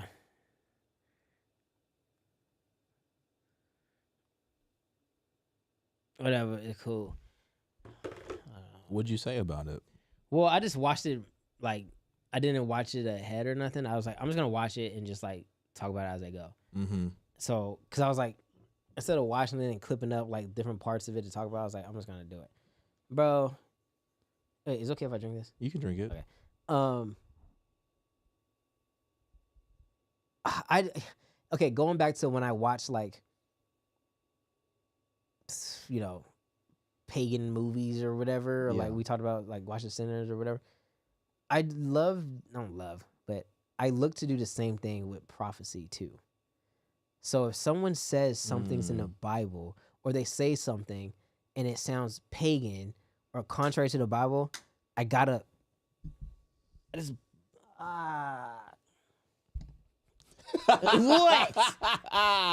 Hey, you know that guy that cry? Yeah. I still love you. That's not funny. Wait, because that was like a real laugh. I mean, real. It was real, yeah. It was like that was stored up for decades. Bro. That was stored up for decades. That was stored up. It's not good. I like it. You like that? Yeah. Kill it, bro. That's all you. Is it gonna keep me up all night? No. Okay, good. No. It's good. Yeah. Bro, this is really good. What is this? I don't like that. I don't like it. Don't shout them out. Brought to you by Mellow. But yeah, no. Yeah, I was just watching, bro, and I just like watching, like, I don't know, man. I believe prophecy is one of the biggest tools that God uses to, like, show himself. Yeah. So I don't despise prophecy, as scripture says. I look to it, and I'm like, okay, for sure. That's why when I first ever got saved, I was like, yo, I got to go to the book of Revelation because it said this is what's going to happen. So I listened to so many prophets in the past and stuff, especially ones like when Trump was supposed to get in again or whatever. And I'm like, okay, let's see. And I noticed they're all vague. They're all like, you know, not real to me, except for this Joshua dude. He was very like specific, you know? And so I'm like, oh, this is interesting. He's different from the other ones I've seen. Yeah. And then what you laughing about? Nothing. All right, he's different from the other ones I've seen. And he said, I'm 1,000,000,000% certain that the rapture is going to happen on September 23rd or September 24th. I'm 1,000,000,000%. I'm going to be on live. You're going to see me get raptured on live. Jesus came to me physically and told me it's happening. That's what he said? Yeah. In the newest interview, he said that? Oh, the last one. But here we go. So I was like compelled, and I was like, for sure, and obviously it didn't happen. He pushed the date back. He said it's the Julian calendar. Okay, whatever. It didn't happen. And then he's prayed and blah, blah. Now he's saying, oh, there's a delay, which I ain't gonna lie. I even had to catch myself because I'm like, he referenced in Matthew 25 when it talks about the parable of the 10 virgins and how the bridegroom was delayed. They're saying, look, they're saying he announced it, that he was coming. Yeah. And then that's why the scripture says they went out to meet the bridegroom. And then when they went out to meet him, he was delayed. And then they fell asleep or whatever. And then they said the bridegroom's here. So he's saying that's the second announcement. So the first announcement was when they went to go see the bridegroom, even though the Bible doesn't really say that's an announcement, but whatever it does is like, why'd they go out to see the bridegroom? It sounds like they were expecting to see him. So I guess, whatever. He's saying that's the first announcement. So that's when he said it on 6 months ago in September. You following? Mm-hmm. Okay. So now we're in the delay, and so people are going to fall asleep. But then on the Sabbath, which he said it was April 5th, which I'm like, I don't know if that's accurate, but on Easter, Jesus is going to come. So repent, the rapture is going to happen. And because he shortened it, because of the delay, he were fulfilling the parable or the scripture where he says, if it wasn't for the sake of the elect, he would have shortened those days. Or he shortened those days in the tribulation for the sake of the elect. Which I'm like, that's during the tribulation. So is he saying we're in the tribulation then? I'm just like, bro, I got to do this end times thing, bro. I got to stop playing. Yeah, you do need to do it. But I was going to say, you need to get deep into it. Like, you need to get deep like Mike Winger and just post a 6-hour video of just all your freaking research and all your findings and all your criticisms. And just do it. Just do it. Yeah. Just do it, dog. Yeah. Speaking of which, put your headphones on. You ready? You ready? You can hear on the headphones, right? Hold on. Hello? Yeah. You ready? What is that? It's a little beat. Oh, the freestyle on it? Yeah. They try to say that the rapture coming soon. I don't believe that, dog, because I ain't a fool. I follow the Bible step 1 and step 2. Step 3, I follow the spirit. I ain't no... I'm going to get back in it. I'm on my J. Cole vibe. Real smooth. Yeah, you know I'm live tonight. I just posted a video and I premiered it. I wasn't even live though. Yeah, I'm trying to feel it. But it's okay. I'm a real one. And it's okay. I'm a still one. Yeah. And I still the vibe, still the flow, still the ones. I'm drinking this 0 sugar. Just for fun. With my dog Nick. Shout out my dog day 1 since when I was a jit. I was a jit. I didn't know nothing really. He was following me as I followed the Lord silly. I was stumbling. I was falling. I didn't know nothing. But he still rode with me. We was on to something. Then we said, yo, he is. That's what it is. Let's go live. Let's share the love from the beginning. And now he blew up. Oh, I'm a real one. And I'm never gonna slow down for no body. I'm a real one, and you know, I was off the top. Gotta pass it to my shawty. Came up. I ain't never quit though. Hey. Came up. Still legit though. Came up. Jesus Christ, he is Lord though. Hey. He washed me, now I'm clean, now I'm shiny. Hey. He washed me, now I'm clean, now I'm shiny. Hey. You know what I'm saying? Behind me? Get behind me, Satan. Get behind me. Yeah. Like grimy. Dirty. That was me in the past, man. I was dirty. Now I'm here. Now I'm 30. 32, 33 next Be 40. Give me a jersey. I've been in this game so long, I need a jersey. Jersey swap with Jesus in heaven. Wait, is that pagan? I apologize. I'm just That was kind of was it? I was clean. That's what we doing. The He Is freestyle. Anyway, this make my tummy hurt. Is it? Yeah. I was kind of clean. Is it still even going? Yeah, it's still going. Anywho, if y'all want the rest of the freestyle, you gonna have to pay us $12.99 a month on Patreon. If you want it. Man. But nah, man, for real though, that Joshua dude, going back to that. He's back on the scene. You should talk about it. No, that would be an interesting topic. I might stream after this, honestly. Yeah? I might. Hey. Cause we gotta go. I got hair in my mouth. Get on the string right now. I got hair in my mouth. Get on the string right now. That style was definitely free. Oh. That was funny. Hey, rate it 1 through 10. Hey, 1 through 10 off the top. 1 through 10 off the top. Man. 1 through 10. Dan will return. You are saved. Of course, you need to have a relationship with God. They don't even want to address it. That's how bad it was. They're like, we just gonna act like it didn't even happen. We're just gonna act like we didn't even hear that. We're just gonna keep it pushing. Whatever. That's all right. That's fine. I got it. That's cool. I got it. It's cool. I know what I got from it. -1. Okay. Hold on. Courtney. Hold on. I didn't know. Hold on. Hold on. Hold on. Hold on. Are you typing? Hold on. Hey, homegirl said it was a 10 though. Hold on. -1, that's funny. Hold on. Wait, hold on. What is this? Hold on. I'm trying. Hold on. Just wait. Hold on. I'm trying to find a beat. Hold on.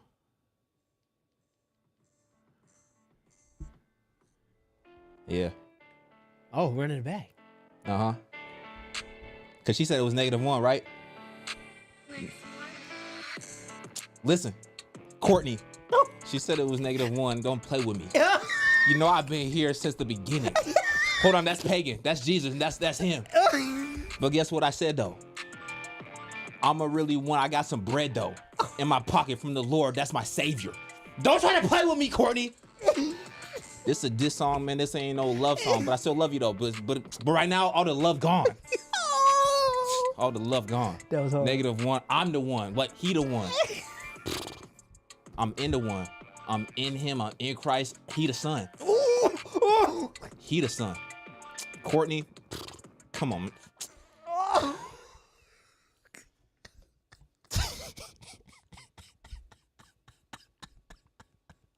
She hit the wrong button. She had 9. She said 9. You just went in on my YouTube friend. Oh, how am I supposed to leave now when Agape shows up at the last freaking second when I'm about to end stream? Agape shows up. So Agape, she said her brother's coming to Christ. He was a Muslim. Just got out of did some time. Oh, dope. Just got out. Dang. Yeah. Yo, that's dope. Yeah. That's super dope, actually. She said you really snapped. Yeah, I made it a 10. That's what's up. Oh, man. Okay, real quick, Nessa, and then we'll go back to that brother in Christ thing. The music show thing, guess what happened? I got flagged. Oh, you were doing a radio show. Yeah, and I can do that on. You can do it on Twitch. Can I do it on TikTok? You can do it on TikTok. Wait, Hey. I don't know what their copyright system looks like on TikTok. Okay. I know for sure you can do it on Twitch. Okay. Yeah. I would love to TikTok do that. would be better because you have the discoverability is a lot better. Yeah. I'll try it on TikTok and see. But yeah, we were doing the radio show, man. That was hard. You just walked into a freestyle. You watched a freestyle battle. Yeah, dog. you just walked into a diss track because I thought she gave me a -1. Where not just me, but me and my brother, and I didn't take that. I took that personally. And you saw what happened. So if you need to rewind, because I'm on time. You know what I'm saying? Yeah, that was wild. And that was actually like hard. Yeah, he the son. I ain't the one. Oh man. My tummy hurts, bro. Yeah. You told me this wasn't gonna hurt me. No, I didn't say that. I said it tastes terrible. But you said you could drink it if you want to drink it. I said you can It drink tastes good, but it's What? it's like in the Bible when it says eat this book, it's gonna be sweet as honey, but be bitter in your stomach. Dang. That's what it is. Dang. Son of man, prophesy. Son of man, prophesy. Bro, I'm done, bro. My hands are sweaty. My feet are sweaty. Okay, my for sure. You gotta my shrink. drawers are sweaty. My back is sweaty. Yeah. My butt is sweaty. Palms on My the ears are sweater sweaty. already. It's all sweaty, bro. For sure. I gotta go back, make sure my wife ain't. Oh, hey, congrats on your. I mean, not congrats, but that's what's up for your brother giving his life to Christ. That's dope. Yeah. Cause I remember she one came from Islam too, right? I believe so, yeah. Yeah. Mm-hmm. For sure. Mom spaghetti, yeah. All right, we praying out. Yeah. Heavenly Father, thank you so much. Number one, for your grace, for your mercy, for not giving us what we deserve, but giving us grace and redeeming us. Thank you so much for just loving us. Thank you for allowing us to have breath in our lungs right now in this moment to speak. And I just want to give you praise and give you glory because you deserve it. I just pray that you touch our hearts, remind us of that time where we first encountered you, Lord, and remind us of how far you've taken us, Lord, and the bondage that you brought us out of, Lord. And I just pray that you can protect my brother Elliot, protect his wife, protect their beautiful baby. I pray that everything goes well and that the baby is healthy, Lord. And I pray that you give them the strength, and I pray that you give them just everything that they need in order to be equipped for that moment, Lord. Thank you for my brother Elliot. Thank you for this time that we spent on live stream with our brothers and sisters. In Jesus' name we pray. Amen. Amen. Thank you, dog. It's still up, Courtney, if you want it. It's still up. What's still up? It's still up, bro. Man, this tastes like Pepto-Bismol now. It's still up. It's still up, Courtney. Oh, it's still up? It's still up. Yeah, he the one. Yeah, that was hard. Oh, run it back. Oh, man. Not again. Oh! Back to back because Corey thought I was playing with him. Back to back because you know that's my brother in him. Back to back because you know that's phone him. Back to back because I knew him since he was legit, but I ain't knew him since he was legit, but he's legit. -1, man, that ain't... Oh! I almost cussed and you knew I was gonna say, though. You thought it was love, but it ain't no love to the grave, though. Listen, you know how I'm coming. Back to back like you know... Oh.